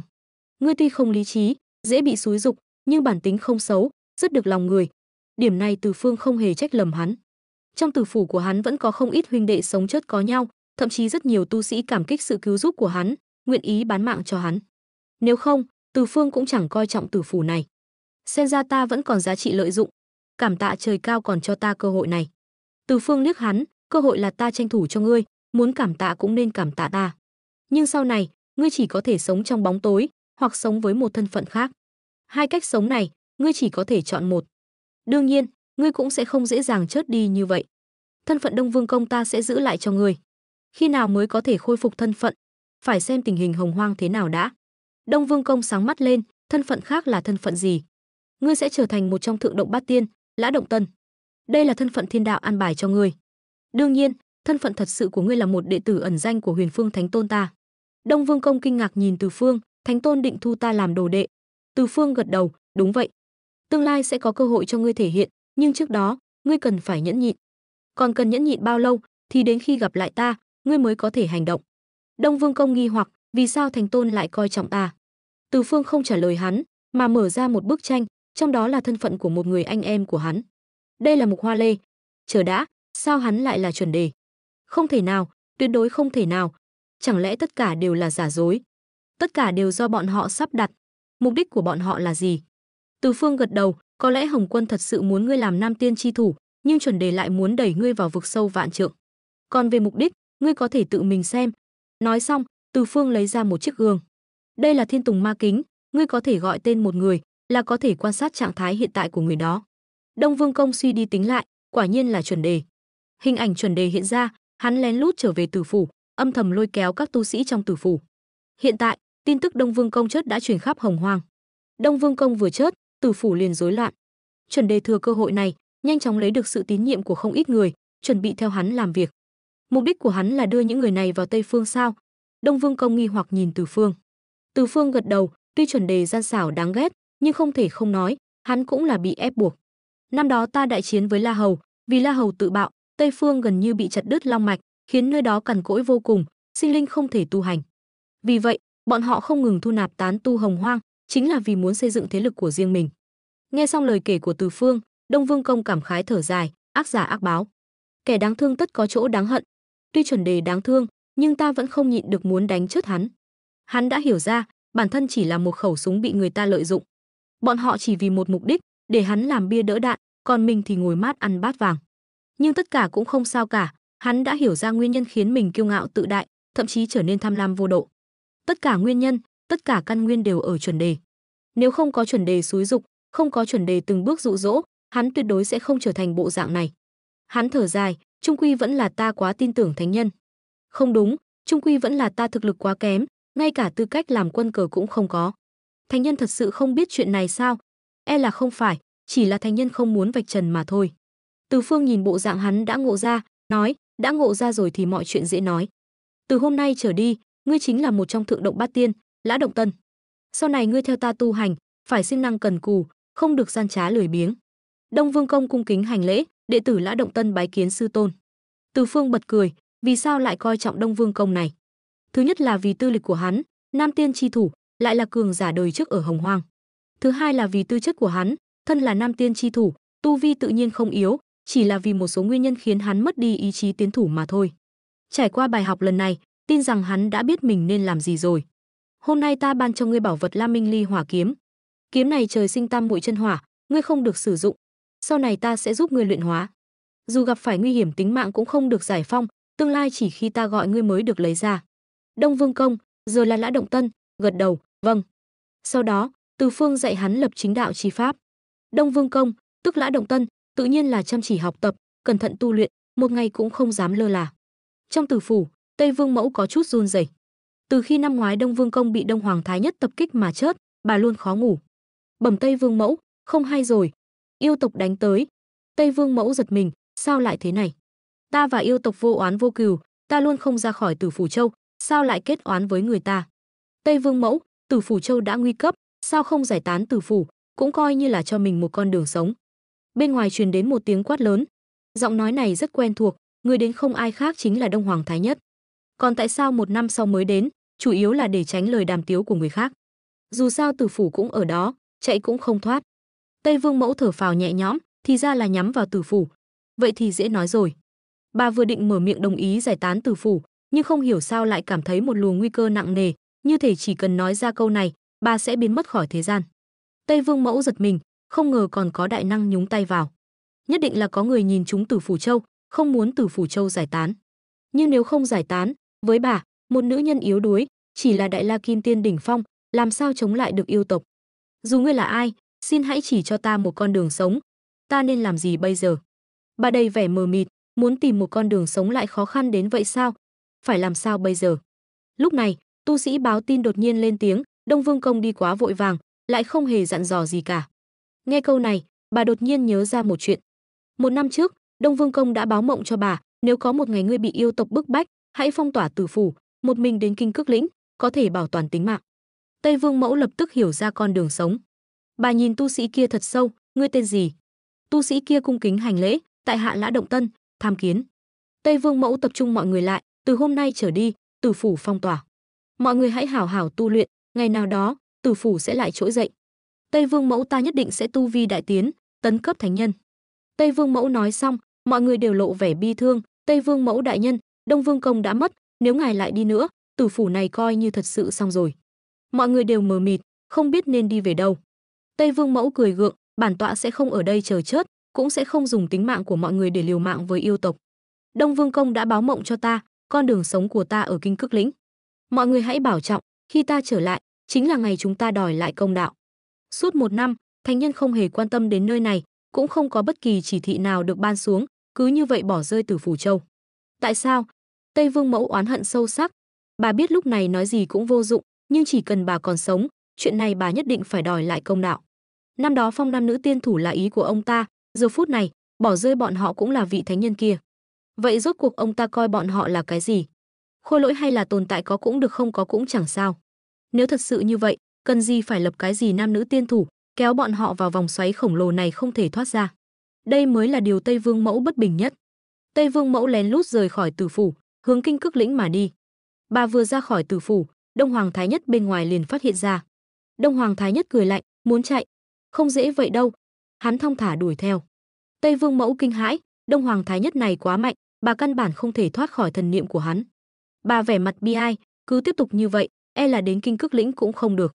Khi Đông Hoàng Thái Nhất sắp đuổi kịp, một luồng mạnh mẽ xuất hiện từ đáy lòng hắn, như thể chỉ cần tiến thêm một bước, hắn sẽ chắc chắn phải chết. Đông Hoàng Thái Nhất chấn động vô cùng, là Thánh Tôn sao? Một ngày đi được vạn dặm, Tây Vương Mẫu đến Kinh Cức Lĩnh, Huyền Phương Thánh Tôn có ở đây không? Xin hãy cứu ta một mạng. Một giọng nam lạnh lùng vang lên từ Kinh Cức Lĩnh. Nhìn Tây Vương Mẫu đang hoảng loạn chạy vào, Từ Phương vẻ mặt vô cảm. Phải nói Đông Vương Công còn có chút tác dụng, dù sao cũng là Nam Tiên chi thủ, mọi việc đều cần hắn xử lý, thiên phú của hắn cũng cực cao, có giá trị cứu vớt. Tây Vương Mẫu tuy nhìn rất xinh đẹp, nhưng thực chất bản thể lại rất hung dữ, ngàn vạn lần đừng bị vẻ ngoài lừa gạt. Kẻ này tuy nhìn là nữ, nhưng lực chiến đấu lại vượt xa rất nhiều tu sĩ. Tây Vương Mẫu bước vào Kinh Cức Lĩnh, lập tức cảm thấy an toàn hơn rất nhiều. Tây Vương Mẫu đến đây có ý gì? Một công tử áo xanh, phong độ, đeo mặt nạ xuất hiện trước mặt Tây Vương Mẫu. Bái kiến Huyền Phương Thánh Tôn. Đông Vương Công chỉ dẫn ta đến Kinh Cức Lĩnh lánh nạn, mong Huyền Phương Thánh Tôn thu lưu. Từ Phương lạnh lùng nhìn bà, Đông Vương Công đã chết, người trong thiên hạ đều biết, ngươi dám lừa gạt ta, tội gì? Tây Vương Mẫu quỳ rạp xuống đất, toàn thân run rẩy. Huyền Phương Thánh Tôn minh xét, Đông Vương Công sau khi chết đã báo mộng cho ta, bảo ta khi tử phủ gặp nạn thì đến nơi này lánh nạn. Nghĩ đến, Đông Vương Công biết Hồng Hoang thiên địa rộng lớn, chỉ có Huyền Phương Thánh Tôn mới cứu được ta.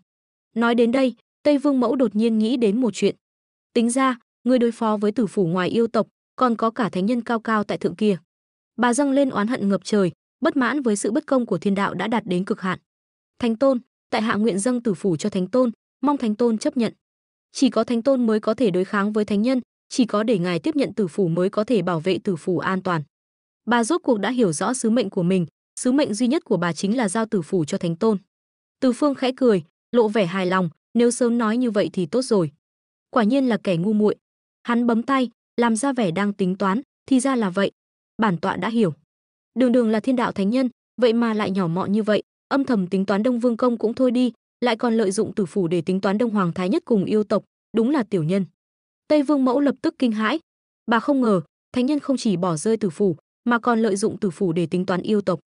Nghĩ kỹ lại, nếu yêu tộc thôn tính tử phủ, thực lực tất nhiên sẽ càng thêm bành trướng, giữa hai tộc Vu Yêu sẽ xảy ra xung đột, đến lúc đó đại chiến hai tộc khó tránh khỏi. Tây Vương Mẫu không dám nghĩ tiếp, mục đích của thánh nhân rốt cuộc là gì? Ủng hộ yêu tộc đánh bại Vu tộc, hay là giúp Vu tộc đánh bại yêu tộc? Bà suy đi tính lại cũng không hiểu được mấu chốt trong đó. Đây là Xạ Thần Thương, là thiên địa đệ nhất sát phạt lợi khí, sát khí nặng nề. Ngươi hãy cầm nó để thị uy thiên hạ. Tử phủ có ta bảo vệ, hãy ẩn cư Hồng Hoang, không can thiệp vào chuyện Hồng Hoang nữa. Tây Vương Mẫu đại hỉ, đa tạ Thánh Tôn đại nhân. Có Xạ Thần Thương, yêu tộc chắc chắn không dám làm khó tử phủ nữa. Sau này người của tử phủ không có lệnh của Thánh Tôn, vĩnh viễn không được ra khỏi tử phủ châu. Dục vọng của bà vốn không mạnh. Đi đi. Từ Phương phất tay, đuổi bà ra khỏi Kinh Cức Lĩnh. Có Xạ Thần Thương trong tay, yêu tộc Đông Hoàng Thái Nhất cũng đại kinh thất sắc. Tuy hắn đã sớm nhận ra Thánh Tôn âm thầm ra tay, nhưng không ngờ Tây Vương Mẫu nho nhỏ lại có thể mời ra Xạ Thần Thương. Có Xạ Thần Thương trong tay, trong Hồng Hoang, ai dám tranh với Tây Vương Mẫu? Tử phủ châu lập tức trở nên an toàn vô cùng, thậm chí không ít cường giả bị yêu tộc truy sát cũng chạy vào Tử phủ châu lánh nạn. Trong Tử Tiêu Cung, Hồng Quân và Thiên Đạo đang đánh cờ. Tử phủ châu nho nhỏ thật náo nhiệt, không biết Huyền Phương làm vậy rốt cuộc là vì cái gì? Chẳng lẽ thật sự coi trọng Tử phủ châu, thế lực nhỏ bé này sao? Hay là hắn muốn mượn việc này làm bình phong, làm chuyện lớn gì đó? Hồng Quân nói xong, cẩn thận nhìn Thiên Đạo. Dù sao cũng là hóa thân của Thiên Đạo ý chí, hẳn là biết nhiều hơn mình. Đáng tiếc, Thiên Đạo không nói gì, không cho ông ta cơ hội thể hiện. Hồng Quân bất đắc dĩ, chỉ có thể tiếp tục đánh cờ. Còn Tử phủ châu nho nhỏ, ông ta căn bản không để ý, hoàn toàn không để trong lòng. Hồng Hoang không có nhật nguyệt, lại là mấy chục vạn năm trôi qua. Vu Yêu hai tộc ở Hồng Hoang vẫn tương đối bình tĩnh, tuy thỉnh thoảng có ma sát, nhưng mọi người đều rất kiềm chế. Thực lực yêu tộc ngày càng lớn mạnh, đại yêu lại tăng thêm không ít. Điều đáng tiếc duy nhất là chuẩn thánh cường giả lại không nhiều. Mọi người đều tu luyện Trảm Tam Thi chứng đạo, chỉ là thời gian tu luyện còn ngắn, chưa có đột phá lớn. Ẩn cư đã lâu, Từ Phương nhìn bầu trời xa xăm, lại đến lúc thu hoạch công đức rồi. Chúng sinh tu luyện đã lâu, nhưng không có đột phá, là do Hồng Hoang không đủ lực. Ngàn năm sau ta sẽ giảng thánh nhân đại đạo, dẫn dắt chúng sinh đột phá thành thánh. Phàm sinh linh Hồng Hoang có tâm nghe, đều có thể đến nghe. Từ Phương nói xong, liền im lặng. Hồng Quân lão tổ trong Tử Tiêu Cung sắc mặt đại biến, ông ta có chút âm tình bất định nhìn thế giới Hồng Hoang. Huyền Phương này chỉ là một đại la kim tiên, dù có đặc biệt hơn nữa, nhưng làm sao có thể biết thánh nhân đại đạo? Chẳng lẽ tên này đang lừa gạt mọi người? Không đúng, không thể tiếp tục để tên này thu hoạch công đức nữa. Cứ tiếp tục như vậy, công đức Hồng Hoang nhất định sẽ bị hắn lấy hết. Hồng Quân lão tổ vội vàng lên tiếng, bản thánh Hồng Quân, 100 năm sau sẽ giảng thánh nhân đại đạo tại Tử Tiêu Cung. Người hữu duyên đều có thể đến nghe. Từ Phương sững người, tên này vì chút công đức, thật sự là có chút bất chấp thủ đoạn. Ta không nói, ngươi cũng không nói, thấy ta vừa nói, ngươi lại sớm hơn ta lâu như vậy ta còn mặt mũi nào nữa? Tuy nhiên, Từ Phương cũng không lo lắng, thiên đạo công đức này há lại dễ dàng có được như vậy. Hắn vội vàng chỉ chừa cho chúng sinh 100 năm thời gian, có lẽ Tam Thanh, Nữ Oa có thể đến kịp, nhưng những người khác thì chưa chắc. Dù sao phải đi qua 33 tầng trời, còn phải vượt qua hỗn độn loạn lưu, nào có dễ dàng đến vậy. Nếu chỉ có một số cường giả đỉnh cấp đến, thì không đạt được yêu cầu công đức hưởng đến chúng sinh mà thiên đạo quy định. Vậy thì chỉ có thể nhận được một phần công đức, như vậy thì không có ý nghĩa gì. Đây cũng là lý do vì sao Từ Phương luôn chừa ra ngàn năm thời gian. Hồng Quân vừa nói xong, Nữ Oa, Đông Hoàng Thái Nhất, Đế Tuấn ở yêu tộc Thiên Đình đều giật mình, vội vàng hướng Tử Tiêu Cung mà đi, sợ bỏ lỡ buổi giảng đạo. Chuẩn Đề và Tiếp Dẫn đang luyện hóa pháp bảo ở Tây Phương cũng biến sắc, vội vàng dừng pháp bảo trong tay, hướng Tử Tiêu Cung mà đi. Cho dù là Tam Thanh hay những tu sĩ khác, đều dừng công việc trong tay, thậm chí có người đang tranh đấu cũng phải dừng lại, chỉ mong có thể đến Tử Tiêu Cung sớm hơn. Tuy ngoài miệng không nói, nhưng trong lòng bọn họ đã có rất nhiều bất mãn. Thánh nhân muốn giảng đạo, vậy mà lại vội vàng như vậy, ngay cả bọn họ cũng bị bất ngờ, huống chi là những người tu vi thấp hơn Hồng Quân. Chuyện này khiến cả Hồng Hoang xôn xao, thánh nhân này cũng quá tùy tiện rồi. Thời gian ngắn như vậy, làm sao đến được Tử Tiêu Cung? Đúng vậy, thời gian ngắn như vậy, với tốc độ của ta, căn bản không đến được 33 tầng trời, càng không nói đến việc vượt qua hỗn độn loạn lưu để đến Tử Tiêu Cung. Phải làm sao bây giờ? Sợ gì chứ? Không phải chỉ có thánh nhân mới giảng thánh nhân đại đạo sao? Không phải còn có Thánh Tôn đại nhân sao? Thánh Tôn đại nhân một lòng vì chúng sinh, không phân biệt chủng tộc, không phân biệt tu vi cao thấp, mới là thánh nhân chân chính. Có lẽ ngay cả bản thân Từ Phương cũng không biết, địa vị của hắn trong lòng người dân Hồng Hoang lại cao như vậy. Thời gian thấm thoát thoi đưa, nháy mắt 100 năm đã trôi qua. Những người có thể đến Tử Tiêu Cung cũng chỉ có 6 vị thánh nhân tương lai, Đông Hoàng Thái Nhất, Đế Tuấn, Hồng Vân, Trấn Nguyên Tử, Côn Bằng. Những cường giả đỉnh cấp này, đối mặt với tình huống này, Hồng Quân có chút bất đắc dĩ, nhưng cũng chỉ có thể cắn răng giảng đạo. Xưa nay, ta là người đầu tiên thành thánh, bản tọa đi theo con đường lập ngôn, lập thân, lập công đức, lấy công đức thành thánh. Từ xưa đến nay, ta tổng kết được 3 phương pháp thành thánh. Thứ nhất là lấy lực chứng đạo, phương pháp này khó khăn nhất, ngay cả bàn cổ đại thần cũng thất bại, có thể thấy được sự nguy hiểm trong đó. Thứ hai là lấy công đức thành thánh, chỉ cần công đức của ngươi đủ nhiều là có thể thành công đức thánh nhân. Thứ ba là trảm tam thi chứng đạo, chúng ta tu luyện lâu ngày, tự nhiên sẽ sinh ra tham sân si. Các loại tạp niệm, trảm thiện ác tự ngã tam thi là có thể thành tam thi thánh nhân. Cuối cùng, Hồng Quân bắt đầu giảng giải tỉ mỉ 3 phương pháp thành thánh. Ông ta nói năng hùng hồn, khiến trời đất phong vân tụ hội, công đức giáng xuống. Tuy nhiên, lần này công đức ít hơn một chút. Theo thời gian trôi qua, thánh nhân đại đạo dần dần đi sâu vào lòng người, tất cả cường giả đại năng có mặt đều có chút lĩnh ngộ. Tuy Hồng Quân có chút vội vàng, có chút luống cuống, nhưng những gì ông ta giảng quả thực là đại đạo chân chính. Khi Tử Tiêu Cung đang giảng đạo, rất nhiều tu sĩ thấy không thể đến Tử Tiêu Cung, liền hướng Kinh Cức Lĩnh mà đi, tìm Huyền Phương Thánh Tôn. Vẫn là Thánh Tôn đại nhân tốt, giảng đạo cho tất cả mọi người. Lần này Kinh Cức Lĩnh e là sẽ có rất nhiều người. Không biết có thể giành được chỗ hay không. Một số người ở gần đã đến Kinh Cức Lĩnh. Khi bọn họ bước vào phạm vi Kinh Cức Lĩnh, liền cảm thấy như đang đi qua một lớp màn bảo vệ trong suốt. Khi mọi người thật sự bước vào Kinh Cức Lĩnh, mới cảm nhận sâu sắc sự thay đổi ở đây. Lần trước đến đây còn chưa có cảm giác này, nhưng lần này nơi này dường như lớn hơn một chút. Có tu sĩ vẻ mặt ngưng trọng, nếu ta đoán không lầm, nơi này hẳn là đã mở ra không gian pháp tắc. Nói cách khác, nơi này đã bị nén lại, mở rộng ra, hẳn là tu di nạp tu di chi pháp trong truyền thuyết. Mọi người đều kinh ngạc, lại còn có pháp thuật cao thâm như vậy, thật lợi hại. Như vậy, mọi người không cần lo lắng không có chỗ nữa, phạm vi nơi này gần như vô tận, chỉ là không biết có thể gặp được Huyền Phương Thánh Tôn hay không. Mọi người nghe xong, tự nhiên là muốn đến gần Huyền Phương hơn. Những người đến sớm lại bất ngờ phát hiện, dù bọn họ đến sớm đến đâu, cũng không bằng một số tu sĩ vẫn luôn sống ở đây. Rất nhiều tu sĩ từ sau lần giảng đạo trước, vẫn chưa rời đi. Đều là người tinh danh cả, coi Kinh Cức Lĩnh như nhà mình rồi. Theo thời gian trôi qua, người đến Kinh Cức Lĩnh ngày càng đông. Từ Phương tự nhiên rất hài lòng, người đến càng đông, càng có lợi cho việc giảng đạo của hắn. Hồng Hoang không có 5 tháng, thoáng chốc ngàn năm đã trôi qua. Buổi giảng đạo ở Tử Tiêu Cung cũng sắp kết thúc. Lần này giảng thánh nhân đại đạo đã được mấy chục đại năng có mặt hoàn toàn hấp thu, chỉ chờ sau này hảo hảo tu luyện, nỗ lực xung kích, tranh thủ sớm ngày đạt đến thánh nhân chân chính. Buổi giảng đạo lần này của bản thánh đến đây là kết thúc. Bản thánh thương xót chúng sinh, nhưng pháp không thể truyền nhẹ, đạo không thể trái nghịch. Hôm nay thành thánh, nên thu 6 người làm đồ đệ, là chân truyền đệ tử dưới trướng thánh nhân. Tam Thanh, Đạo Đức Thiên Tôn, Nguyên Thủy Thiên Tôn, Thông Thiên Giáo Chủ, 3 người căn cơ chính tông, là do nguyên thần bàn cổ hóa thành, cùng là một thể, lại có công lớn với Hồng Hoang, nên làm đệ tử của ta. Nói xong, Hồng Quân nhìn Tam Thanh. Tam Thanh có chút ngơ ngác, vội vàng quỳ lại, đa tạ thánh nhân, bái kiến sư tôn thánh nhân. Tốt, đây là tiên thiên hồng mông tử khí, là sau khi khai thiên, bản tọa đoạt được từ thiên địa hồng mông chi khí, thiên đạo đại diễn, 5 phần mất đi một. Thiên địa tổng cộng có 49 đạo hồng mông tử khí, trong đó 42 đạo đã bị đại năng lấy đi, còn lại 7 đạo. 3 đạo này tặng cho 3 người các ngươi phải hảo hảo tu luyện, không phụ lòng mong mỏi của ta. Tam Thanh mừng rỡ như điên, tuy không biết tác dụng của hồng mông tử khí, nhưng tuyệt đối là có lợi. Sau đó, Hồng Quân nhìn về phía nữ oa, ngươi sau này sẽ có đại công đức, nên làm đệ tử của ta. Một đạo hồng mông tử khí này tặng cho ngươi, hảo hảo tu luyện, tương lai sẽ có cơ hội thành thánh. Ông ta nhìn về phía hai người Tây Phương, lại quay đầu nhìn chằm chằm Hồng Vân, chúng ta vốn có duyên sư đồ, nhưng lại duyên tận tại đây. Đây là thiên đạo, không thể trái nghịch. Một đạo hồng mông tử khí này tặng cho ngươi, cơ hội thành thánh trong tương lai, ngươi phải nắm chắc. Lúc này, hai người Tây Phương đã sớm sốt ruột. Sao nhiều người phía trước đều được thu làm đồ đệ, chỉ riêng bỏ sót hai người bọn họ? Lão sư, xin hãy thu chúng ta làm đồ đệ. Hai người chúng ta lặn lội đường xa mà đến, trải qua bao nhiêu gian khổ. Hai người chúng ta tu luyện đến nay, gian khổ trong đó há là người ngoài có thể biết. Tây Phương cằn cỗi, long mạch không toàn vẹn, hai người chúng ta lang thang khắp nơi mới có tu vi hôm nay. Xin đạo tổ thu làm đồ đệ, cho Tây Phương một cơ hội sống. Bọn họ khóc lóc thảm thiết, ngay cả những người còn lại nghe thấy cũng đều lộ vẻ thương cảm. Đạo tổ sắc mặt không đổi, hai người các ngươi vốn không có duyên sư đồ với ta. Nay thấy chúng sinh Tây Phương không dễ dàng, hôm nay liền thu hai người các ngươi làm đồ đệ.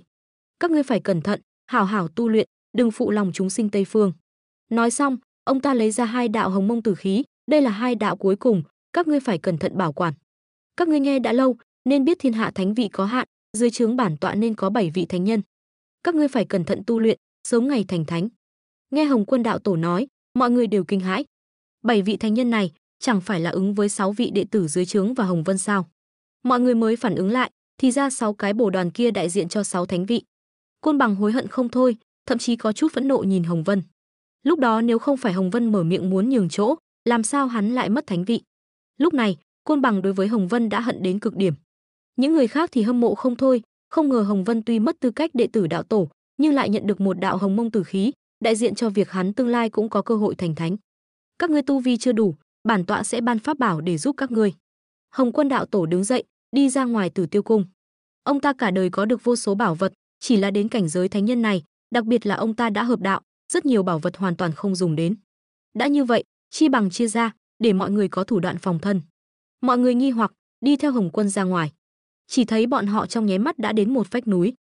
Hồng Quân đạo tổ vươn tay chỉ, đây đều là pháp bảo bản tọa có được trong đời, chỉ là ta không dùng đến nữa, nên tặng cho các ngươi. Vẻ mặt ông ta hào hùng, khí phách hiên ngang, vô cùng oai phong. Đây mới có dáng vẻ của lão sư. Nói đến đây đều là nước mắt. Từ sau khi đánh cược thua Từ Phương nhiều bảo vật, ông ta liền có cảm giác tự ti sâu sắc, như thể dù thế nào cũng không bằng Từ Phương. Nhưng ngay trước ngày ông ta sắp giảng đạo, Từ Phương đột nhiên tìm đến ông ta. Lần giảng đạo này cũng nên có thánh nhân ra đời rồi. Hồng Quân đạo hữu, thân là sư tôn, có bảo vật nào ban xuống không?